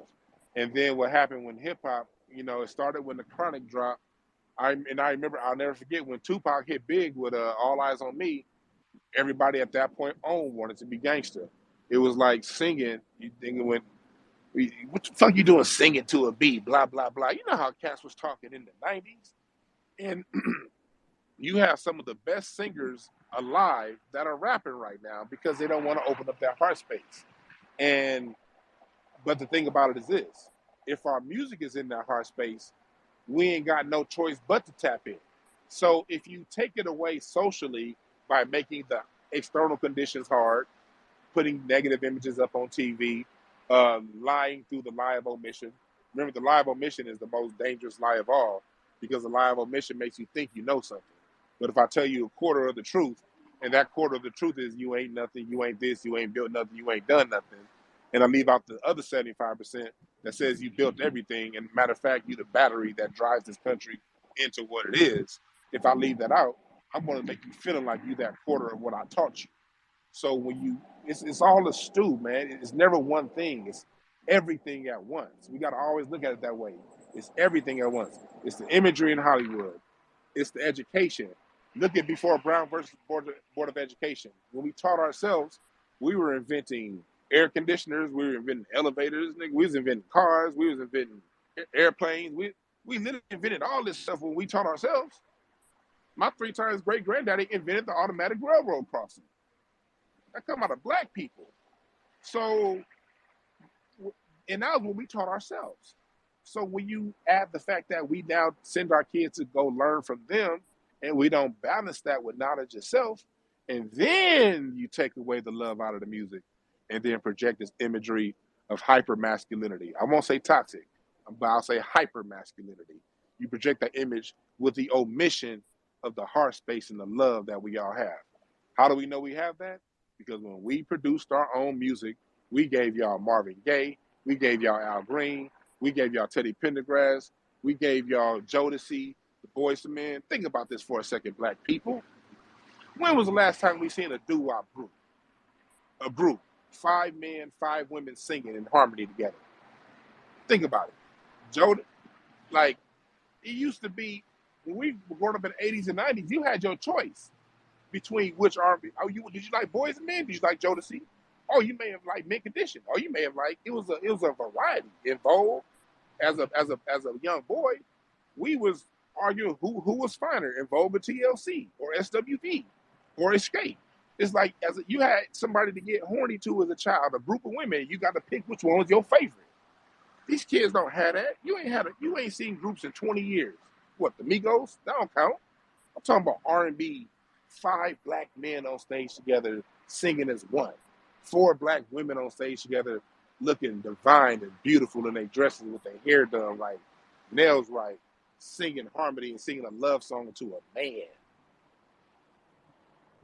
That's what we have when we produce the music. We got to always remember that. We got to look at who we were when we had control. The first female record executive ever happened at Motown. That's who we are as black men. Hey D, man, you are a fucking genius though. The way you just laid that out, I just seen everything, bro. But let me tell you, when you was talking about the groups, that's when we are at our strongest and when we are together. You get what I'm saying? When we all together harmonizing, think about all the shit that happens in the church. You know, miracles really be happening in church because we all in there singing as one. Our energy is different. You feel me? But they taught us, they tricked us, bro. They tricked us into thinking that if you an individual, you make more money. All the individual rappers make more money, right? If you in a group, oh, you gonna make less money because you got to share with your people. And then somehow we got lost in that, and we got lost, and we, instead of saying I'd rather have a little bit with my people, I want a lot by myself, we got tricked. You know what I mean? So like the way you laid it out, bro, you are a fucking genius, dog.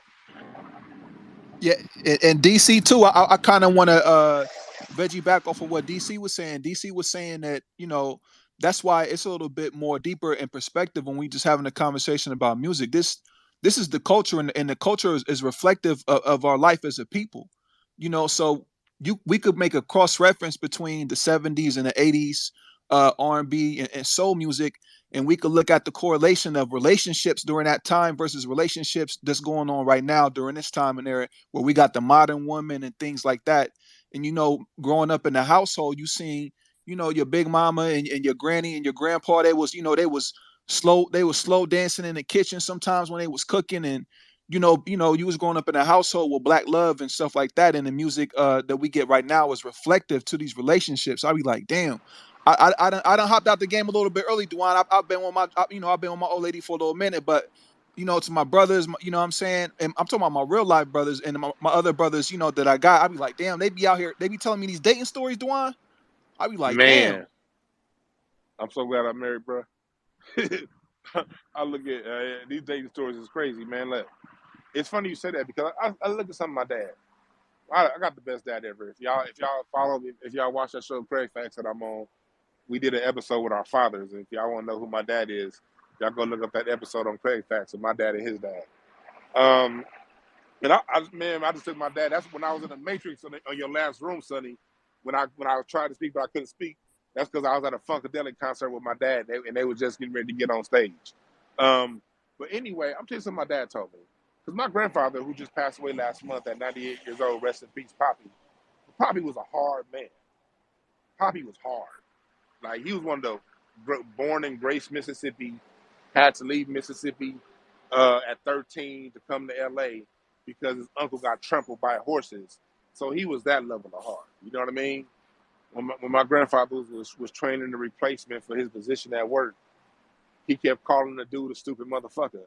And it was like the Mexican coming to replace him. The Mexican went to go complain to the owners. But my grandfather started the company with the owners. And so when they asked Poppy, okay, why are you calling him that?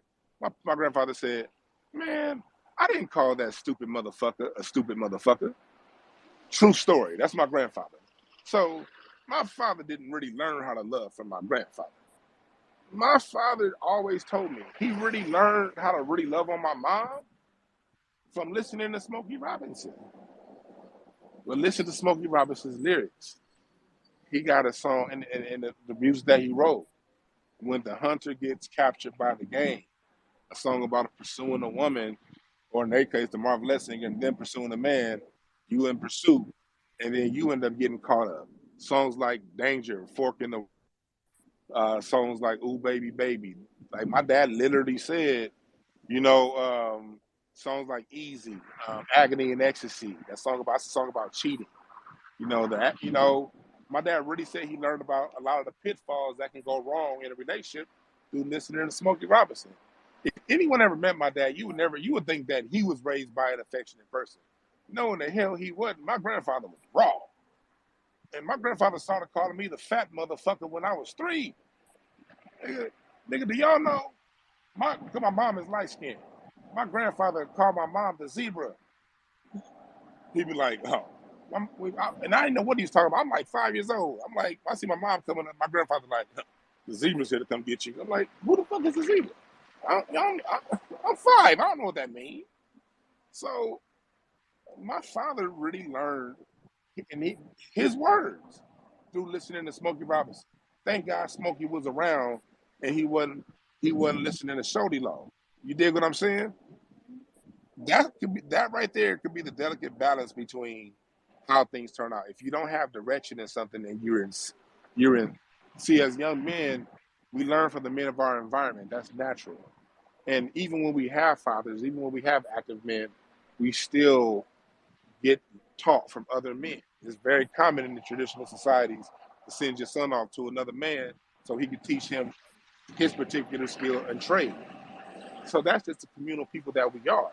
And again, going back when we released the music under our own guise, under our direction, you're going to get songs like The Whispers, Lost and Turned Out, Olivia, The Slave, Got Distracted on her way to Grandmama's house. You know what I mean? Don't go by that guy, No Seville. That's a song about don't become a tramp.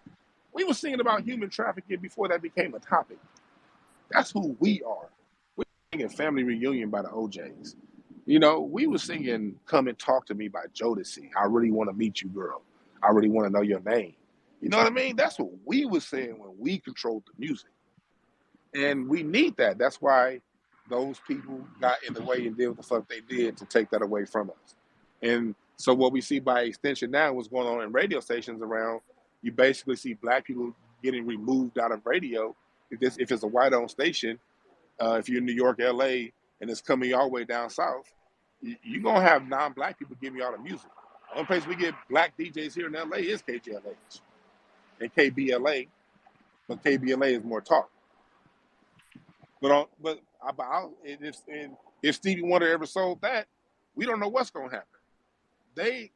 But that's the last thing in a line of a whole bunch of things that were taken from us through money. Big bank take little bank. And that's why racism is about wealth. It's not about, you know what I mean, when we're talking about reparations, we ain't talking about we want nobody to like us. We don't give a damn about nobody liking us. No, we've been taken out of the money on purpose. Nah, y'all got to run that, because they get to play these games because we don't have the wealth to own and control things. And when we do own and control it, they play their little games and take shit. You know what I mean? Or just come out and flat out buy it. Because what happened in the late 70s? The economy slowed down. That's why Carter ended up getting replaced by Reagan. The economy overall in the late 70s wasn't doing good. And so, of course, that put a crunch on the record industry. This wasn't in the days of streaming. This is in the days people had to actually go out and get in their car and go buy an album. Whereas in 74, they may have had the money to buy 2 albums. In 78, they got enough money to buy 1 or none.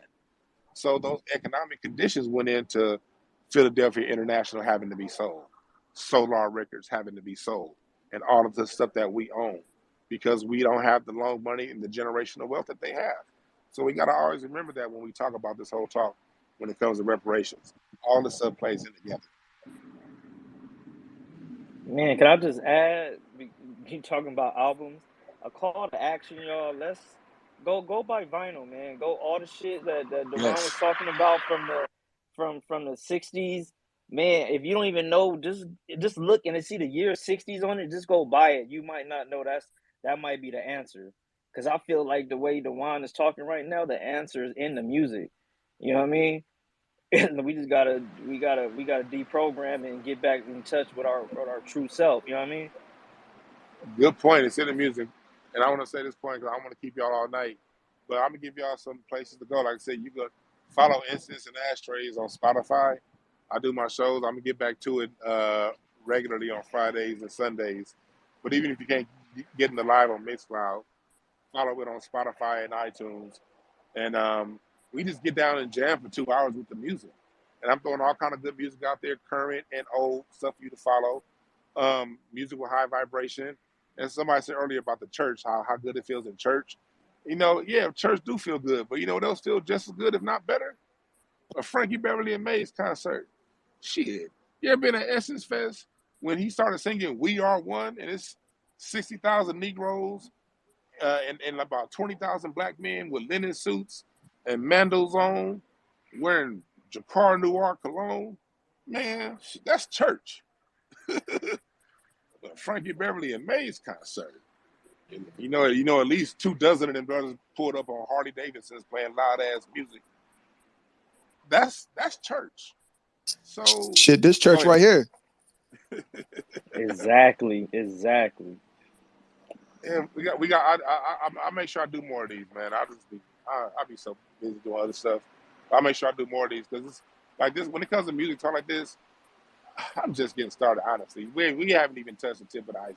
Like, it goes so much deeper than this. This conversation is. I could even call it an introduction to what I have to say about music. So, and I talk about it because on my show I talk about it all the time. And I have some interviews up with like the legendary Bobby Rush. I got some good information out of him about black music in the 50s and the 60s and the 40s that he saw firsthand. You know what I mean? I got some other interviews coming up with some legendary musicians and artists because I just want to get the story in they words. And I got some interviews coming up with current artists. You know what I mean? there's some real dope current artists out there doing it and doing it right too. We just got to find out who they are. And I also have a version of Incense and Ashtrays coming to the metaverse. And so for those of you who got Oculus, getting my metaverse world built right now. But my first episode was supposed to be Teddy Ray. Ah, shit. He was supposed to be my first episode. But, you know, rest in peace, Teddy Ray, man. A true guy. That brother was a comedy guy. But I'm going to still have Slink Johnson on it. And, a few more surprise guests and some Grammy-winning artists. So those of you who got Oculus, look out for Incense and Ashtrays coming in a few months. And if you don't have an Oculus, you'll still be able to view them on your web browser. So yeah, that's coming up. I've got my Black Family Music Tree. All that stuff is at incenseandashtrays.com. My YouTube channel, DwannB, Hotepish.com. And yeah, anybody else got something to say? Oh, DC, you got your hand up. Yeah, man. One last thing, man. Just want to say thank you again before you hop off.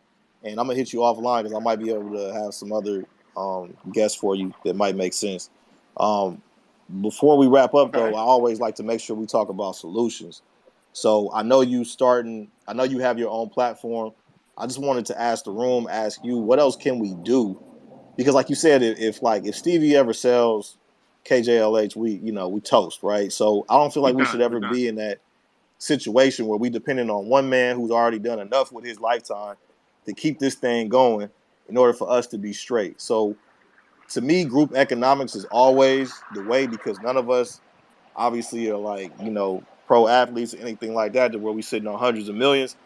So does anybody in the room have an idea on how we can possibly crowdfund a radio station, or a way to be able to bring more light to an internet platform, an internet radio station, just so that way we can have a place where we can break our own Black American artists and break brand new music without having to depend on the Power 106s of the world, who we know play our music but can't stand us though. I think one solution to that is here's the way I approach that. I approach it in the way of I support what's out there.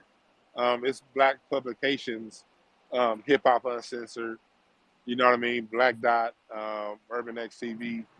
I like a decentralized approach, because as long as we have people out there putting out this content, we have to be codified to support it, because everything pops off our support. My only caution when it comes to centralizing things is the enemy that we deal with. They've shown to be very proficient at putting wrenches in the game of anything centralized. That's just been the consistent pattern when you study history, whether you talk about the Denmark Vesey Revolt, through the Black Panthers, through as recently as this Black Lives Matter thing that they had going recently. It's always a switch in the deck when you come together and unify under something. I think if we have a code of conduct to support those that are out there doing it, and whatever you see out there that's needed, that's not out there, be the one to create it. And as you grow it, we'll all codify around that too, because it's enough. We so genius. We just gotta codify around those who are doing it. But it could be other solutions too. I don't know all the goddamn answers. That's just my point. That's what's up. Okay. Yeah. But yeah, did anybody down in the room have a hand up or anything? Want to say something? You can come up to the floor. But yeah, that's how I look at it, because yeah, we got Steve, but really the youth, the right. If you're just gonna tell the God's honest truth, the radio, that demographic is aging out. The kids coming up don't even know how to turn on a radio. They barely even know XM radio. You know what I mean? What's on these platforms is where they're codifying around, and these YouTube channels, they get their information from the Twitch streamers. You know what I mean? So they even get their information from a whole different source. So I think we got to go with it and just look ahead. And as we go with it, here's what I want. I'm glad you brought that up, DC. I'm glad you brought that up, because I do want to say this. We have to get, as a people, here's another solution. We have to get better at paying close attention to where the children's attentions is, and getting ahead of that and creating an economic system to own and control that. That's what we have to do, because look at what we did in the 80s and 90s with Jordans. I grew up in the 90s. What are all the old niggas? You just wearing them Jordans. If you just stop buying Jordans, and what the black community can't come together because of some Jordans. I was at the Hollywood Bowl a couple months ago, and this old nigga we was talking about my music tree, and this old nigga was like, got mad because I guess he was jealous of some of the stuff that I was saying, and he was like, yeah, some people call themselves conscious, but look at the shoes they wear. And I'm like, first of all, I got these Jordans for free. I done coach niggas to the NBA, so I don't got to pay for none of this shit. But if I did have to pay for it, what the hell do what somebody wearing our shoes got to do with what's in our mind? Black adults talk shit about Jordan. Jordan's this, Jordan's that, and all you do is listen to rap. Meanwhile, Asians and they kids set up Jordan boutique stores. White kids set up StockX, and they capitalize on Jordan, because when black kids validated Jordans, that means the world wanted it. And instead of capitalizing on it, all the adults did was talk shit, and all the other races got to capitalize on it. Same thing happened with jazz. When bebop was a new thing, everybody was talking shit about bebop. Oh, it ain't swing. Swing got a live orchestra, and this bebop only got 4 musicians. Blah, blah, blah. Bebop becoming a whole thing, had its own style of dress, its own wave that white folks capitalized on, and black people were talking shit. And same thing happened when rock and roll came out. What's this rock and roll stuff? Same thing happened when we created funk. With the people listening to the blues, what's this funk shit? Same thing came out when we created hip hop. All the black people are saying, what's this hip hop? Hippity hop hop. Not capitalize on it, talking shit. So what we got to do better as black people is, when the kids, especially our black kids, are onto something, and you see the rest of their friends are onto something, if we can't create the industry, at least put some money in the stock of the shit that they buying. Man, that's a bar though, bro. Like, what you just said is 100% accurate, because the all the adults who were around when we were trying to get our hands on J's, and I mean, like, when all this sneakerhead shit, they got documentaries about it and everything now. I was doing that shit before it was even called being a sneakerhead. It was just fucking culture, bro. Like, niggas was out on the street sleeping overnight to get J's, bro. It was a whole different thing.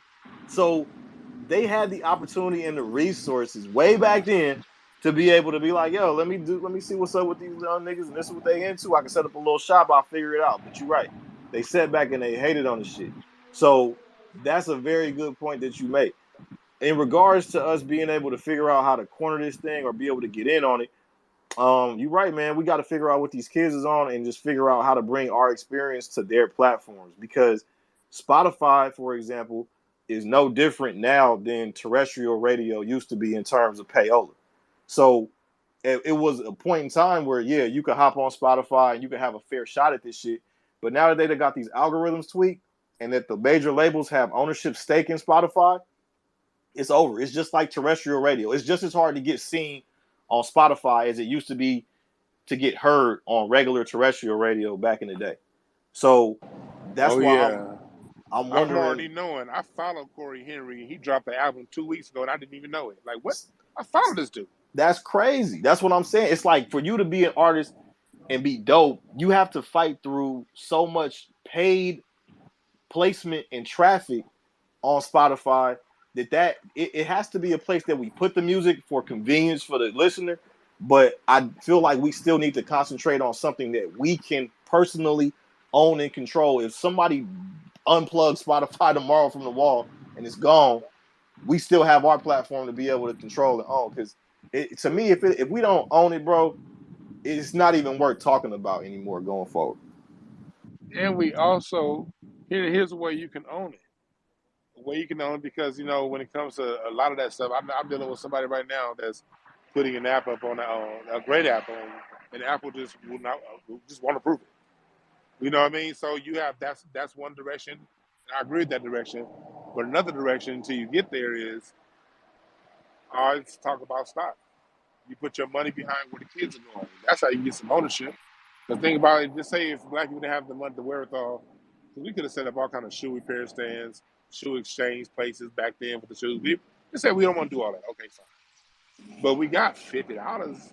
You know, you could have got some Nike stock, you know, in '91, you know, for $11 a share. And so if you put, you know, you see that's what the kids are into, and you just okay every paycheck, I'm putting $50. You ain't got to go high. I'm putting $50, $75 every paycheck. This is what the kids are into. And I'm all in the Reebok too. I put a little into that, but I'm gonna keep this Michael Jordan guy look good. Think about how much wealth you can amass then, and then from there, the wealth you amass, you can then talk about opening up whatever you have because you can now piggyback off what's already established. That's what I mean by decentralized. That's a movement that cannot be stopped. They can't say you can't buy this stock. They can't say you can't open up a shop. You see black kids are into something, you can't open up something doing it. These are things that they cannot stop. Things that when it comes to look what happened when Suge Knight, Jay Prince, and them cats tried to open up a distribution label. Charges. Everybody get charges. Charges all the way around. So, and I'm not saying that to discourage anybody. I'm just saying that as solutions because we see what they do every time you come together. Every time you try to come together, it's always some kind of switch in the deck that you didn't see coming. Remember this, black people. We gotta always remember, man, we ain't stupid. We are people who our government has been at war with us. They're very conscious of the war they've been at with us. We oftentimes go to sleep. And we sometimes don't spend enough time looking at the patterns. And the patterns. They kind of keep doing the same thing to us over and over and over again. And I'm not saying I'm not over here trying to start no damn revolution, but all you FBI motherfuckers watching, that's not what I'm here to do. I'm just here to say, okay, you know, at this we could be more conscious and pay closer attention. I don't have any kids, but I see my nieces. Anytime my nieces are into something, I'm going right to my account. Let me put $75 into that real quick. You know what I mean? I don't know how it's gonna turn out, but I know the kids are into it. So out of one of these 15 things that I'm putting money into that they in, one of them gonna pop. Hopefully two. You know what I mean? But what can it hurt? And at the same time, when it comes to like these movements and solutions, we got to know that that we are the culture, and we got to have confidence in that. You know what I mean? And we got to know that we got to be on code with ourselves. And as long as you're the one doing it, if you're doing it, I guarantee you, you're going to come in contact with other people doing it. We got to lead with ourselves. We got to do everything that we say that needs to be done. If it's in your mind, saying that particular one thing needs to be done, we got to be the person that does it. Because when you do it, you're gonna start meeting other people, and you're gonna also, and then you're gonna. That's just the way life works. You meet people who are doing what you do. You know what I mean?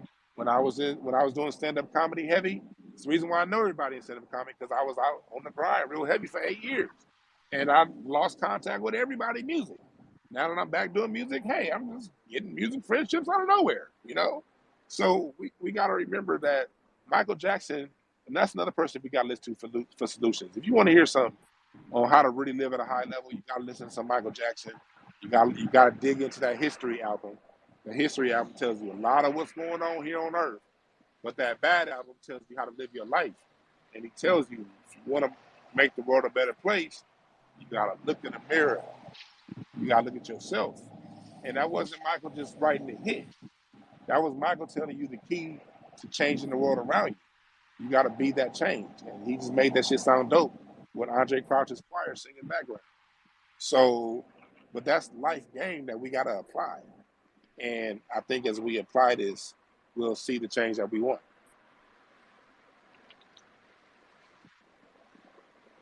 Damn, dog. Damn.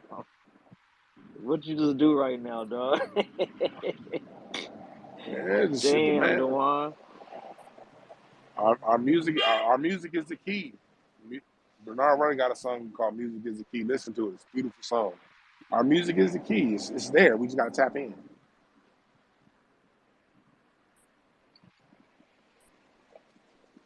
Yeah, but y'all can follow me on YouTube, Dwan B, Dwan Space B, and then but all those links are in my profile. I think my link tree is profile is on here.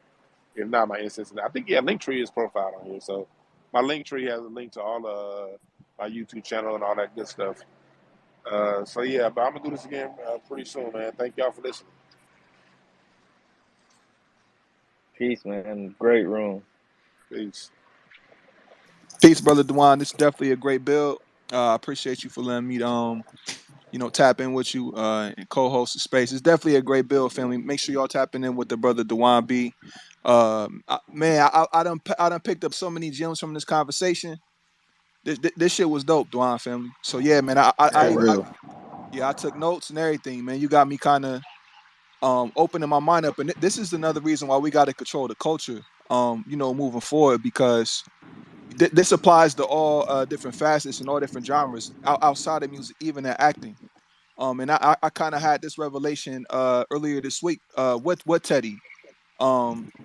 Because Teddy was super funny, man. Me and my girl, we seen Teddy down here. We used to watch him on what is it? What is it? Def Digital? Oh, that digital, they fucked Oh, him that yeah, over. yeah, But yeah. yeah. That was one of my girl's favorite comedians, and he just stood out. And for me personally, there's no reason why he shouldn't have been on a TV show or nothing like that. Even Doughboy, I think Doughboy funny too. So we just got to make sure that we control on the culture, you know what I'm saying, in the narrative with our lineage moving forward, because um as we seeing that we're getting kind of pushed out, of these different industries. Yeah, you see that overall death. You know what I mean? You're right about that. Like Teddy was a comedy guy, man, and I got to see him when he started. He started, we started comedy the same. Like he started like 9 months after me, and one of his first times ever on stage was at a show that I hosted. Brent Taylor was my DJ. London Brown from that show. That's that new show that show on Stars, that 50 Cent show. I forgot the name of his character on that show, but him, Big Ja, Craig, we all was in there. We was all less than a year in a comedy, waiting to be next. And then here come Damon Wayans in the room. Fuck, we can't get on stage tonight. That was the crew. And more. Steven J. Man, all the niggas out there. Tier. We were just waiting to be next. And Teddy just had a certain shine about him. You know what I mean? And Teddy was genuinely as nice as he comes across on screen. He stayed here in my building the last year of his life. And so we would talk. Anybody who watched my lives late, you get a random Teddy Ray pop up on my late night Q&As when I just be on my porch talking. It was super common to get a Teddy Ray pop up because he'd be coming in, what up, T? Shit. So that was really, I really got to see him, and he was really about to pop off because before he died, I remember I wake up, he had this damn Escalade and a driver coming to pick him up. I'm like, he had just, got a deal. I don't know what TV show he was on. He told me, but I was high, so I don't remember the name of it. But he was on some major shit. Like they was coming to pick him up every day, and but just that last week he was alive. I just that last time I saw him, he just didn't look good. He just didn't look good. He didn't look good. He didn't look good. I was worried. So I got a different perspective than what's out there. You know what I mean? Because Teddy that was little bro, man. For real, for real. I love him. Hey, he had a very distinct voice, man. I remember it was a moment at the beginning when I was like, man, this dude is annoying, man. This big dude with this weird voice. But then I'm like, this dude's voice is so dope. Like, you know what I mean? Anything he said is gold. You know what I mean? His laugh, like his laugh, like I be sitting down here chilling, and I hear him laughing upstairs, like they're gonna nigga Teddy. You know what I mean? And like he's just somebody who, him. Like I love. He used to host tonight. Him and Brent over at the family room. I used to go and get on stage there every night or every Thursday. And you brought up Doughboy. Doughboy is somebody else, that I saw from the start. You know what I mean? But that's why I was talking about black people moving forward. You know what I mean? Because when Roast Meek first came out, Teddy Ray gave me a call to do it. But I was at a time in my life where I wasn't feeling good about myself. I wasn't confident. I said no. And all my friends blew up, and I was still having a day job. So that's why you got to always be in position. You always want to stay ready And if you get down on yourself, just know that when you down on yourself, that's just a moment in time. It's just a season. You know what I mean? Don't let that period of your life screw you over. Now, at the end of the day, I don't have any regrets because at the time, that really wasn't my time at that time. You know what I mean? So it happened like that for a reason. But it was Teddy Ray that when he had a little bit of a control over there, that looked out for me. You know what I mean? So but at the same time, whatever you do, whatever craft you are, if you're a musician, man, just stay ready and don't let them down moments in your life define you. All right.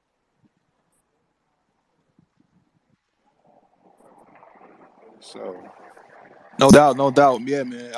Organic, authentic, funny from the soil. Yeah, that's kind of something that we missing, brother Dwan, and that's something for me that's very recognizable. I could tell when somebody from the soil or not. I could tell when somebody FBA or not. Through music, through comedy, it hit a certain way, and that is go back to that vibration and that frequency we was talking about earlier. So, it just was something about him that was very childhood like for me growing up, like a Friday movie or the Wayans uh-huh. brothers. These comedians that It was resonate his with you. voice, dog. Yeah. Yeah, that was genuinely one of Teddy's jokes on stage was, I was born I was born in jail, and my mama was handcuffed. I didn't meet her till I was 11, though. Thing is, that's a true story. But the way he delivered that joke on stage, you Exactly. had nothing to do but laugh. And I remember when he was crafting that joke. You know what I mean? And I saw where it started and where it ended up. But that was him. That's the reason why people connected to him, man, because he told the truth from his heart. And one thing else I want to say before I close this room: remember this: music and stand-up comedy come out the same juke joint. It's the reason why we invented stand-up. The way stand-up comedy is now, the known style of stand-up of today in North America was invented by the Black American. That's why it's on my Black American music family tree. Because Miles Mabley was also a musician. When you were a musician back in the Jim Crow days, you couldn't just play an instrument. You had to play an instrument, sing, dance, and make people laugh. You was entertaining cotton pickers. You had to bring it. That's why Red Fox was also a musician. That's why Bill Cosby and Richard Pryor were also musicians. That's why Pig Meat Markham, the person that rapped that song "Here Come the Judge," he was also a stand-up comedian. Fats Waller, the person that we credit for the current style of piano play that became R&B. Fats Waller's music was comedy. It was comedy and music. Go back and listen to a song called "My Very Best Friend, the Milkman." It's a song. It's a satire song. When he's talking about, I'm thinking the milkman, my friend. Meantime, the milkman fucking my wife. But he says it in a satirical way. Stand-up comedy and music is the same thing. It comes from the same root. So that's why they do the same thing in music they do with stand-up comedy. They put a lid on it. They give a whole bunch of corny-ass comics HBO specials. So thank God for the internet. And that's why I say Black people, we always got to embrace what's out there, because in 2010, they all but cut funny Black people out of TV. It's no reason why Corey Holcomb shouldn't have 15 HBO specials by now. But they cut the talent off on that means. So what All Def did, what we as Black people, my boy Big Job, my girl Daphne, what we did as Black King Bach, we went to the internet with it. And the stand-up comics, the cast I was doing stand-up comedy in my original class, all these niggas is popping right now with millions of followers, because they said, okay, y'all not giving it up to us over here, we gonna do it over there. And people follow and got their enjoyment and got their laughter. Where is it going next? It's going to the metaverse. It's going to them Oculus classes. Look at the kids. Kids can't take them Oculuses off. Invest in that. Get in that any way you can. That's why I'm creating incense and ashtrays in the metaverse now. I see this trend coming. Even if when I release incense and ashtrays in the metaverse, even if it don't pop off right now, it'll be a day. I can't wait to see where it's gonna be at in 5 years, because the metaverse is where now where the internet was in 1996. Yeah, I remember 1996. The internet was around. We saw them AOL commercials, but most people was like, "Man, I ain't meeting no girl on the internet, man. That shit weird." People was like, "I ain't gonna buy nothing on the internet, man. What if it don't come on time?" But the internet was around. Those who invested in it, those who got ahead of the curve, became billionaires. That's where the metaverse is right now. So if you can find your pocket, if you have any access to a studio to where you can get some content up in there, if you see some content that your kids are watching and you see they have investment opportunities, if you can't create it and you see your kids and they friends and they friends and they friends is on it, you could put a couple $100 behind it. Those are little small micro solutions that if enough of us do it and make those decisions, it could be a mega change down the line because there's no one mega change. Mega change is a series of small changes. And Dwan, hey, and Roger and Zap, they gave us the they dropped the dime on us with the computer love joint. And Computer love. we ain't even pick up on it. And it wasn't no Yahoo Messenger back then. Like, where the fuck they come from? That something must have came from God. Damn, boy, y'all are fucking crazy with it. What y'all doing right now, man? This is nuts. You can't stop this room, dog. This is nuts right now. Yeah, do anybody down in the queue want to come in and speak? I mean, like down in like, if somebody want to speak, you know, ask, send a request, and you get let up in here. Anybody else got something to say about it? Twizzle. No, go ahead. Nah, I see Booby done popped up. I'm getting Twizzle up here right now. Okay, cool. Yeah, let them all speak. What's good? What's good, Booby? Oh, nah, I just wanted to touch on real quick what Brother Dwan was saying about the comedy and music, because, you know, that's basically what battle rapping is, you know, roasting. You get what I'm saying? That's basically where that stemmed from. So, yeah, I just really wanted to touch on that, man. And, damn, I forgot my other point. I'm going to let Twizzle go. But, yeah, man, it just made me think of that battle rapping. And you know what else? You know what else come from that? Schooling. You know where the term schooling come from? In jazz. In jazz, if you thought you was a hot piano player, and you was a little young buck coming up thinking you some shit, all right, you think you something on this piano? All right, now you got to go battle.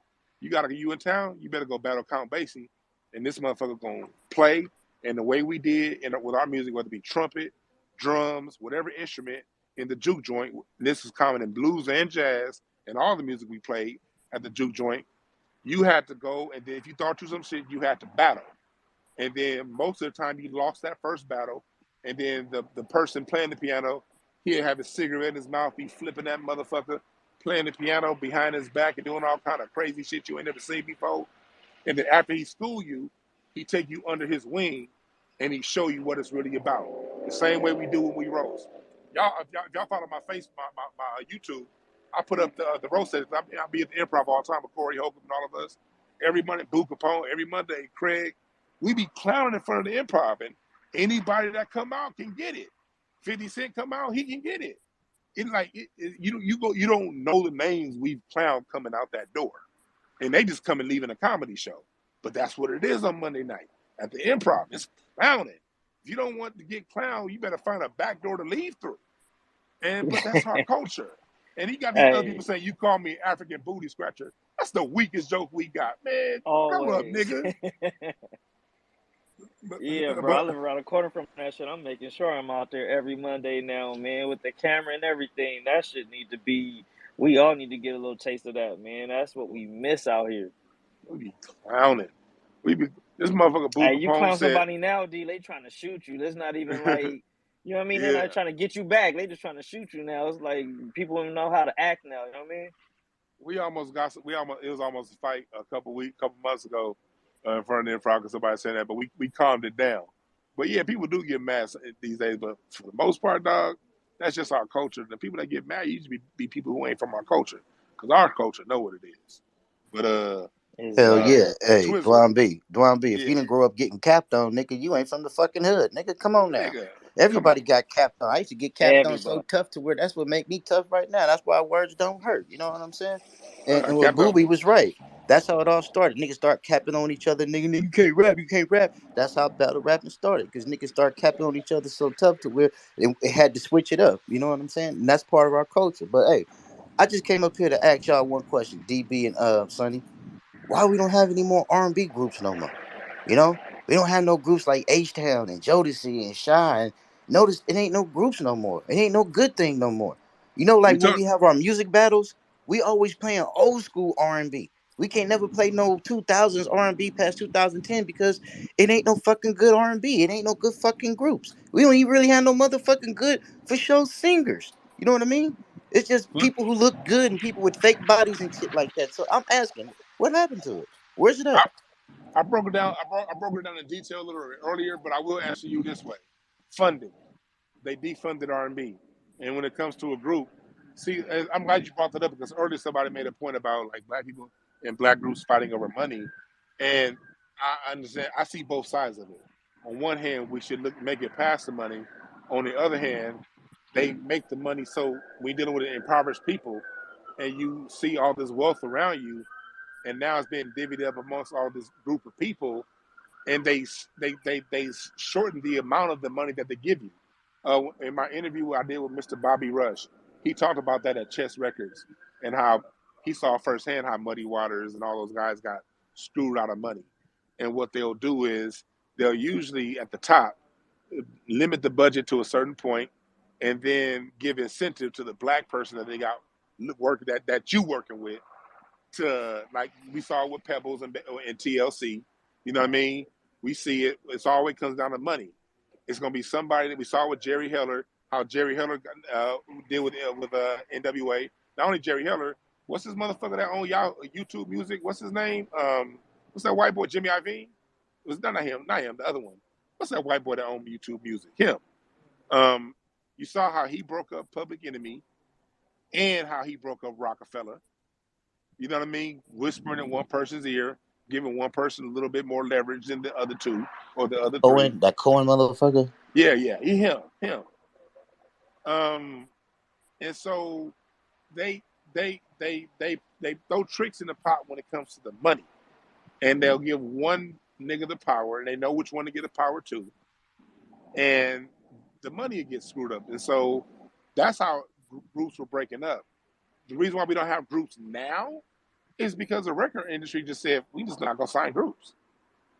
Like they were like 5 black people singing together. What? We don't want to give y'all that image no more. Fuck you niggas. And matter of fact, we giving all your music to these immigrants. They can't even do up like that, so we ain't even gonna try it. We just gonna do one at a time. We can control this one, and that's how it works. It's the industry. The industry like we're not funding this anymore, and they haven't funded it for so long. You got 20-year-old kids now. Think about it. You got kids that are 19 that never had a group to look up to. You got 19-year-old boys. See, like I said before, we had SWV, TLC. We had our choice of girls to look at. You got 19-year-old men now that did not have a group their age of girls that they could look to and like, I want her. She looks better than her. You have little girls that didn't get to look up to boy bands, black boy bands at least, and say, I like this one more than I like that one. And that's because they took that culture away. And going back to battling, same thing with battle rap was the same thing with doo-wop groups. If we on a corner in the 1950s, motherfuckers is clowning, and then they're gonna turn it into a shooby-doo-bop on the corner of Detroit. In the early 80s, before the guns came to LA, niggas are clown and talk about each other's gear, and then they motherfuckers start dancing and having a dance battle. That's our culture. We got a battling ass culture. We just started shooting each other till these motherfuckers gave us the guns. Before that, we had creative ways of battling. Hey, Dwan. Sonny. Hey, Dwan. My fault, real quick, Booby. Hey, Dwan. My grandfather said, because growing up for us, we it was about rapping and being in rap groups. But my grandfather said growing up, it was being in them singing groups. Hey, Dwan. He said he sung a girl a song all the way home, nigga, off the bus, like walking down the street singing. The red light stop. He's still singing. They walk back past the sidewalk. He sung her all the way up to the all the way That's up. serenading. That's serenading. You a serenade a woman. Hey, and if you game, nigga, if you got game, you could do it right now to this day. But hey, Dwan B, when you said groups, female groups for dudes look up to, who mine was? My female group at the time, motherfucking In Vogue. Remember back in the days, if you had a bad broad, you had an In Vogue broad. Nigga, yes. Hey, Sonny, that shit funny as hell. Cause my grandpa, that nigga, my grandfather, he told me he was in a group back in the day. You feel me, in the '60s and shit. That shit funny as hell. So I'm like, you niggas was really doing that shit. Boy, Nigga, that I shit told you funny my as hell. dad and them was in the group. Nigga, my dad grouped the ballads. You know what I mean? That Hey, picture, remember that picture I told you to pull up? That's them, I think, 1959 or 61, one of the two. But that was the hustle then. You know, That's like some how cool niggas got shit. rap groups, those R&B groups was the hustle then. You but know what now I see mean? what I wanted to say was that tweet that Sonny had, you know, bring back black owned music labels or whatever. But like we have to learn. I mean, only reason I'm saying that, family, because shit, they Jay Prince, Suge, and Irv tried to do that shit, and they came in and swooped.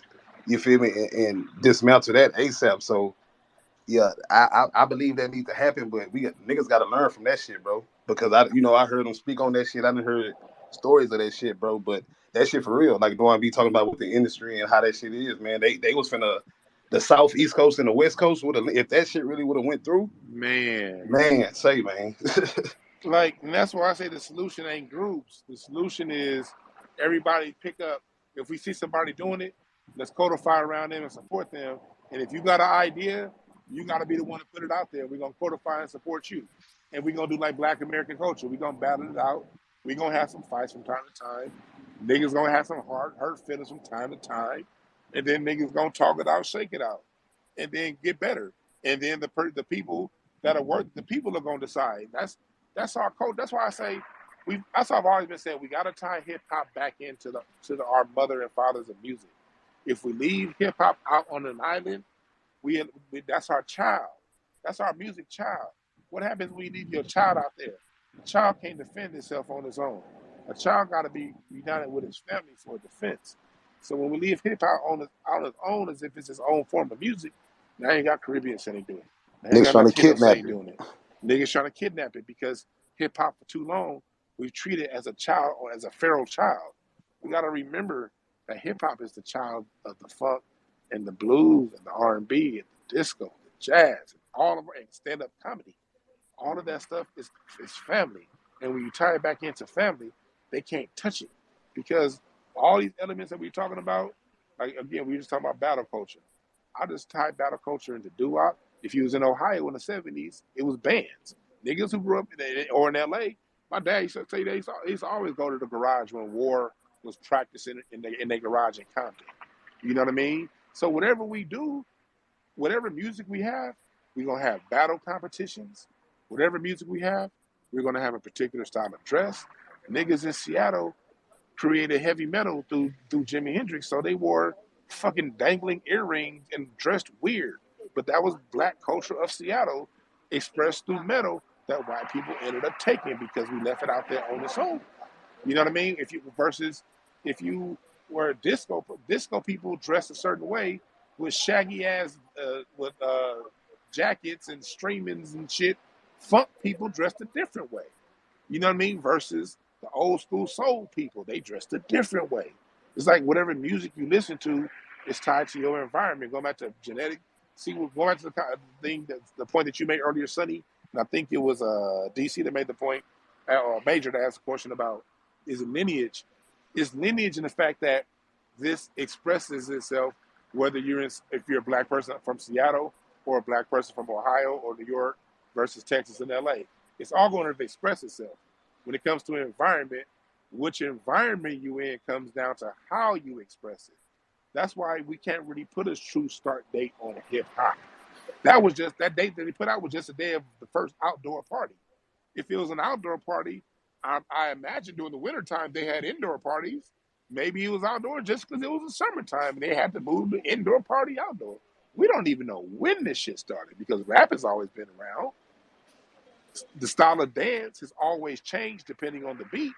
In the 1963, they was doing the mashed potatoes. And if you watch Malcolm X in 1965, they was doing the shotgun.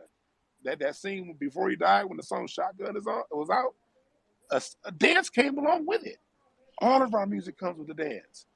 All of our music comes with a certain slang. All of it.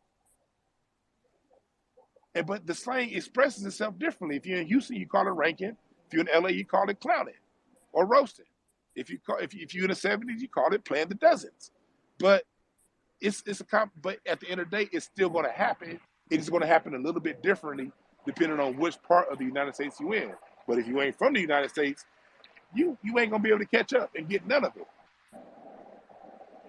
Yo, to that point too about that Twizzle asked about the groups, that defunding of R&B cannot be overstated how important that is, because when they looked at our groups, the labels, it like I said earlier, it's just a number on a spreadsheet when it comes to niggas. When it comes to white rock groups, they will sign a white rock group and put them on the road for years to let them develop a fan base, and they'll eat all those costs and they'll just say that's part of artist development. But with us, they threw artist development out the window completely. So you used to be able to go to a label, get signed to a development deal that would give you a small budget to go in, create a demo, to round out your sound or round out your image, and then you be ready for prime time. Those deals don't even exist anymore for niggas. So when they look at us on an economic scale, they say, oh, what, you got a girl group? 5 girls? Wait, that's 5 times the hair, 5 times the makeup, 5 times the plane trips, 5 times the hotels. Nah, we're not doing that shit, because we found a way to be able to go find a mumble rapper and squeeze the same amount of profit that we think we're going to get in the first 3 to 5 years out of this little nigga, then we going to get out of these girls, and we going to take it with less risk. Man, that's why we gotta. That's why we gotta. We have to just be happy with being like hood famous or like Chitlin Circuit famous. Like, why do we have to cross over? You get what I mean? Like, it's for us anyway. So why are we trying to sell it to everybody? We should be selling it to us and being happy, being like the number one black comedian or the number one black R&B group, or the like, not the best R&B group of the world. Like, it's not for everybody. We need to concentrate on us and just be happy with us. You know what I mean? But you gotta love you first, though. You gotta love you first to be happy with you. You know, how are you happy with your community if you don't even love your community? How are you happy with being accepted by just people who look like you if you don't even love people who look like you? So it has to start with us rebuilding the love for us and recognizing that we're enough. Like, that whole sellout shit that happened, like the shit that Jay-Z and them niggas was on, bro, they learned from Michael Jordan. They learned from Michael Jordan. Then how to be a sellout. And then if you look at that entire era of athletes, look at Shaq. Nigga, Shaq has enough money to go around the world 10 times. Why are you endorsing Papa John's pizza, bro? Right. You don't need to do that. You got enough bread. But it's about the money for these niggas. They don't care. It's just about, how can I get to the next dollar? When you look at Bob Johnson might be the dumbest nigga to ever walk the face of the earth. Nigga, you had BET. You had access to every black household, a trusted brand. You had Comic View. You had Teen Summit. You had shit that we loved, nigga, that talk to our community. The whole time you underpaying niggas or not paying them at all. And look what else he did. I'm glad you brought him up. Look what else he did. He refused to get ahead of hip hop. He let them white boys at MTV play hip hop before he did. He should have been on that shit in 1982. I didn't even know that. That's crazy. Yeah, DC, he had Rap City too. Had Rap City. Yeah, but he got on hip hop. What if he got on hip hop in 82 versus waiting till the white boys did it? Could have cornered the market. Come on, man. And this nigga sold for $1 billion? Nigga, we done had so much inflation since the time this nigga sold. That shit probably only worth about half of that now. And then nigga got divorced. So you're a dumb nigga. You sold access to every single black household to Viacom, and them niggas took that shit and ran with it and laughed the whole time. Now black entertainment television ain't even controlled by black people. What kind of bullshit is this? They call that bitch EBT, nigga. That's EBT, not BET. Hey, but shoot him a little bell, though. Just shoot him just a little bit bell. Do you think that they may have just like kind of arranged it to kind of force him out? You know what I mean? Like, I'm glad you brought that up, Major. Yeah. You know why? Here's the reason why I brought that up. On one hand, I see this. I look at the total environment around that time. Look, 1996, Bill Clinton signs the Telecommunications Act, right? Before that bill, it was illegal to own a national and a local station. You have to pick and choose, and that was a way of making it competitive for locally owned places. That's why back in the 90s, you had local labels that could break local music because they could survive off local advertising dollars. The car dealership, the pager shop, they could survive off that. Well, after Bill Clinton signed the 1996 Telecommunications Act, what ended up happening, and same with TV, it was competition. You couldn't own a national and a local TV station. So what happened was after Bill Clinton signed that act, what you started to see was a lot of acquisitions. Same thing with the movie houses. The reason why there was a variety in music in movies in the 90s, the reason why you could have a Friday and a Boomerang and a Eddie Murphy movies, because you had Lionsgate Films, you had all of these different film companies that were releasing things. What ended up happening when we get into after the Telecommunications Act was signed, now national chains can own everything. You can own a radio station and a TV station, and you can own them in every market. So you saw Sinclair Media, you saw Viacom, you saw, and especially Viacom. Viacom not only bought BET, they also bought VH1 and MTV. So, all right, they also bought Viacom bought BET, HBO, not HBO, BET, VH1, and MTV. So you saw overall the big boys playing big bank, take little bank with everybody.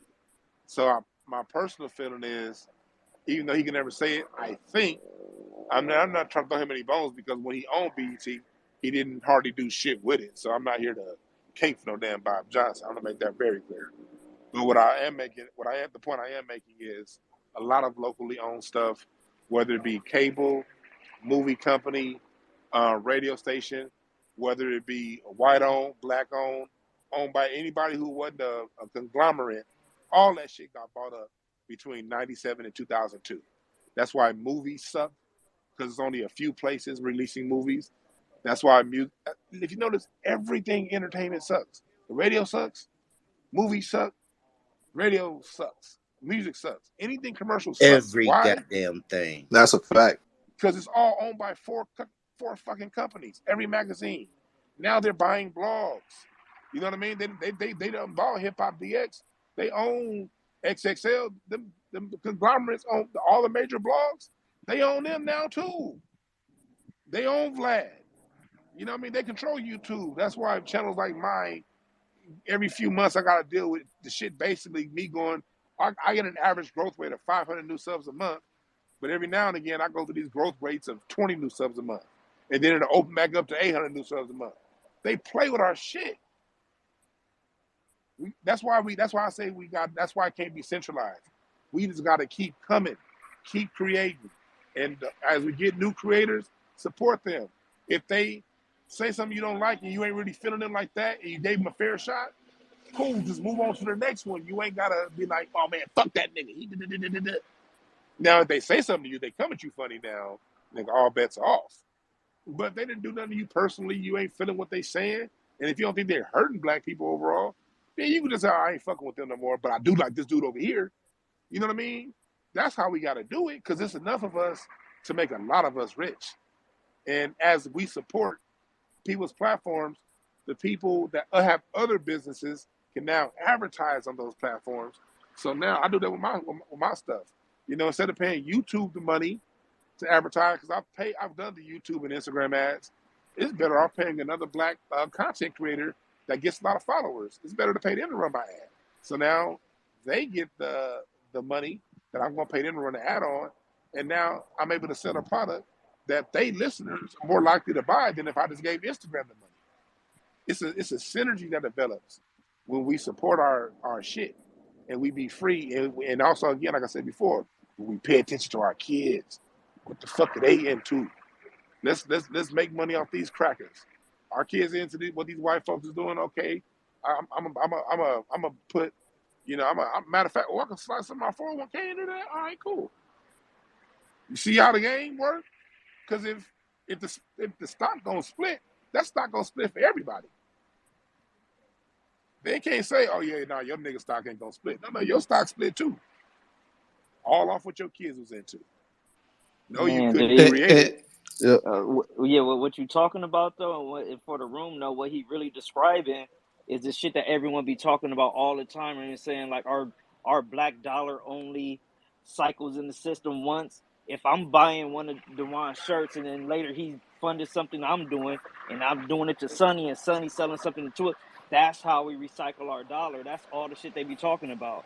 He just Yeah. laid it out.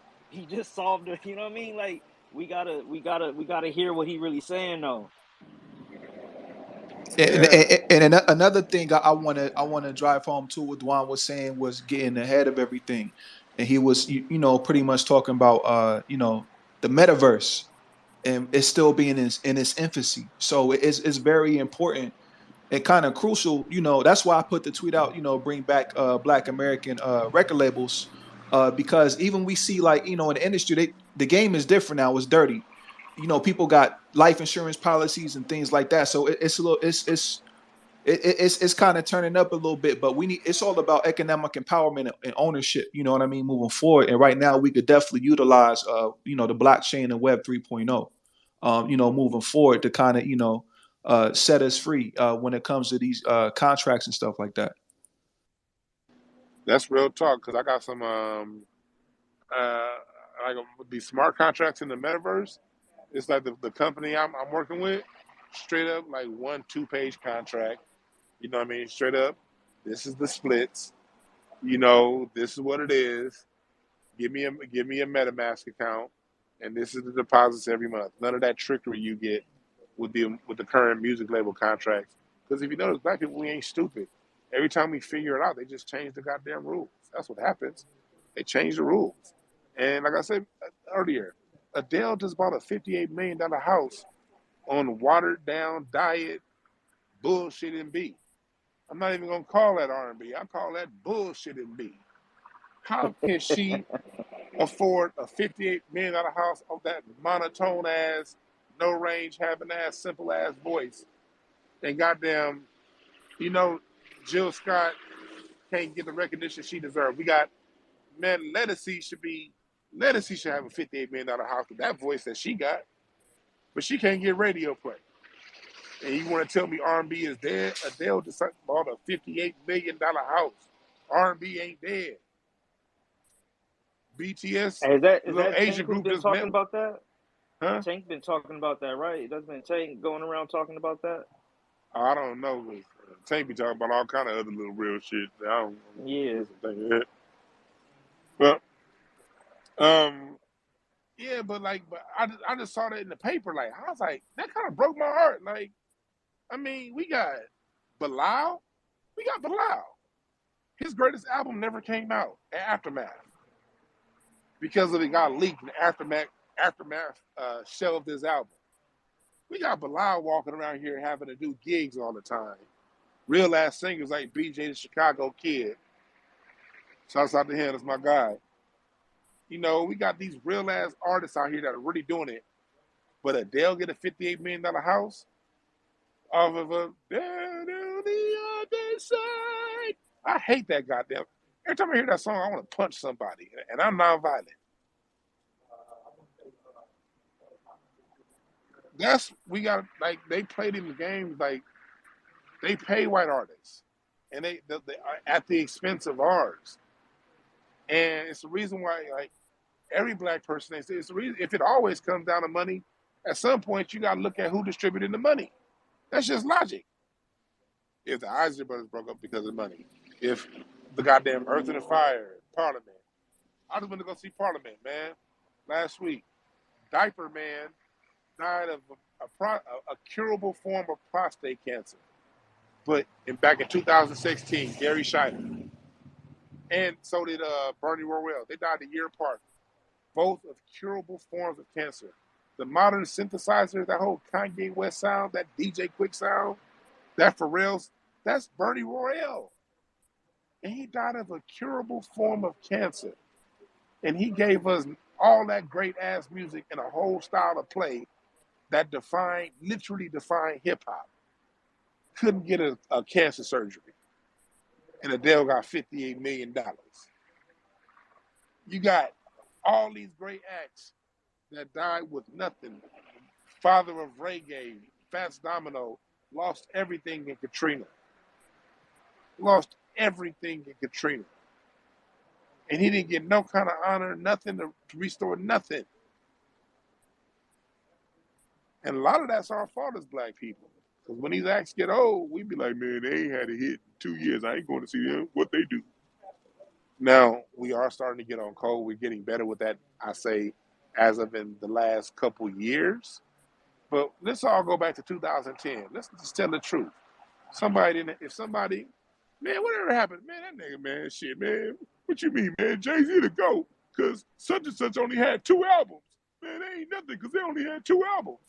Instead of saying thank you for those 2 albums that are going to live in memory for the rest of my life. And every time songs from one of those 2 albums come on, it's going to connect me to a good time in my life. Instead of us saying thank you for that, we clown niggas for having 1 hit. That's on one hand, we spoiled with so much greatness. If one person ain't as great as the other person we perceive as greater, we tend. That's why if y'all know, I do not get into the top 5 arguments with people, because top 5 to argue about a top 5 would mean to berate greatness. And I ain't here. I'm not about to. That's what I call blaspheming God. All these niggas is gods. If these men and women that sold something into you musically, that take you to a good time in your life, makes you recall the time that your mama loved you, that's God talking. And you want to sit here and berate them because they don't have as many hits or as many Grammys or didn't sell as many records as the other guy? That's what those schisms right there is what opens up doors for other people to come take from our culture. Those schisms. Now we can debate, because we gonna debate, and that's just who we are. But we could also find a way to debate and talk about these things without berating all of these guys that we produce.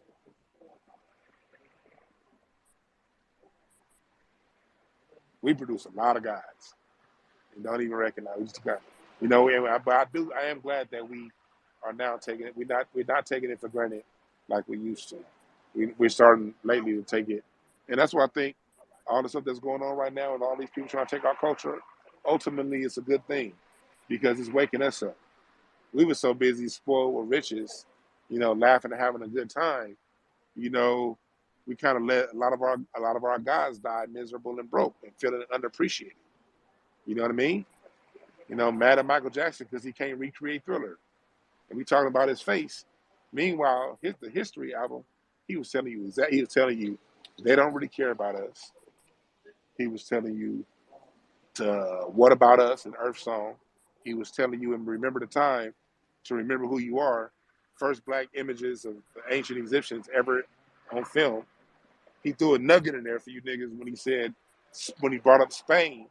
In Spain, he was telling you our greatness ain't just Kemet. It was also more recently in Spain, Moorish Spain, which is where we get the chromatic scale. La da da da da da da da. That comes from the Moorish Spain, not directly from Africa. It comes from the Moorish controlled Spain. It's another thing we got to talk about too. You guys want to talk about Africa this, Africa that. The majority of what we play here in America and across the world right now, actually, the transcribed versions of it comes from the Moors, not directly from Africa, but from Al-Andalus. But that's a whole other conversation that we can have a whole other space about. But that music, but those were also people who were indigenous here to North America. Spain was just part of their empire. Part of their empire was here too, partially. So when you hear people like the Moors talk and the other people, everybody's telling their piece of the truth. This is a massive piece of land we have over here in North America. It's very possible for some people to own this section and other people to own that section. Same way it is right now. So that's why we can't be having these arguments. We got to learn from each other. And one person got a piece of history, you take that piece. A different person got another piece of history, you take that piece, and we pass this shit together like a puzzle. That's what we got to do. We got to pass this shit together like a puzzle. We ain't got time to fight it.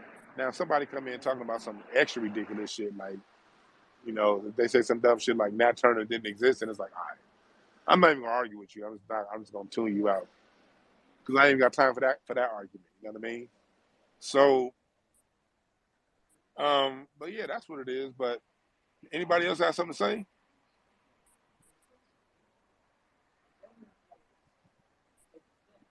Yeah, nah, that's okay, cool. That's it, man. But follow me on YouTube, y'all, and let's have one of these spaces again. Hey, Sonny, I'm gonna hit you up, and we can do it again maybe next week or some shit like that. Hey, no doubt, man. This was definitely needed, man. I definitely enjoyed it. I ain't mean to hold you up this long, but this conversation is definitely one for the books. Yes, sir, man. Y'all have a good one.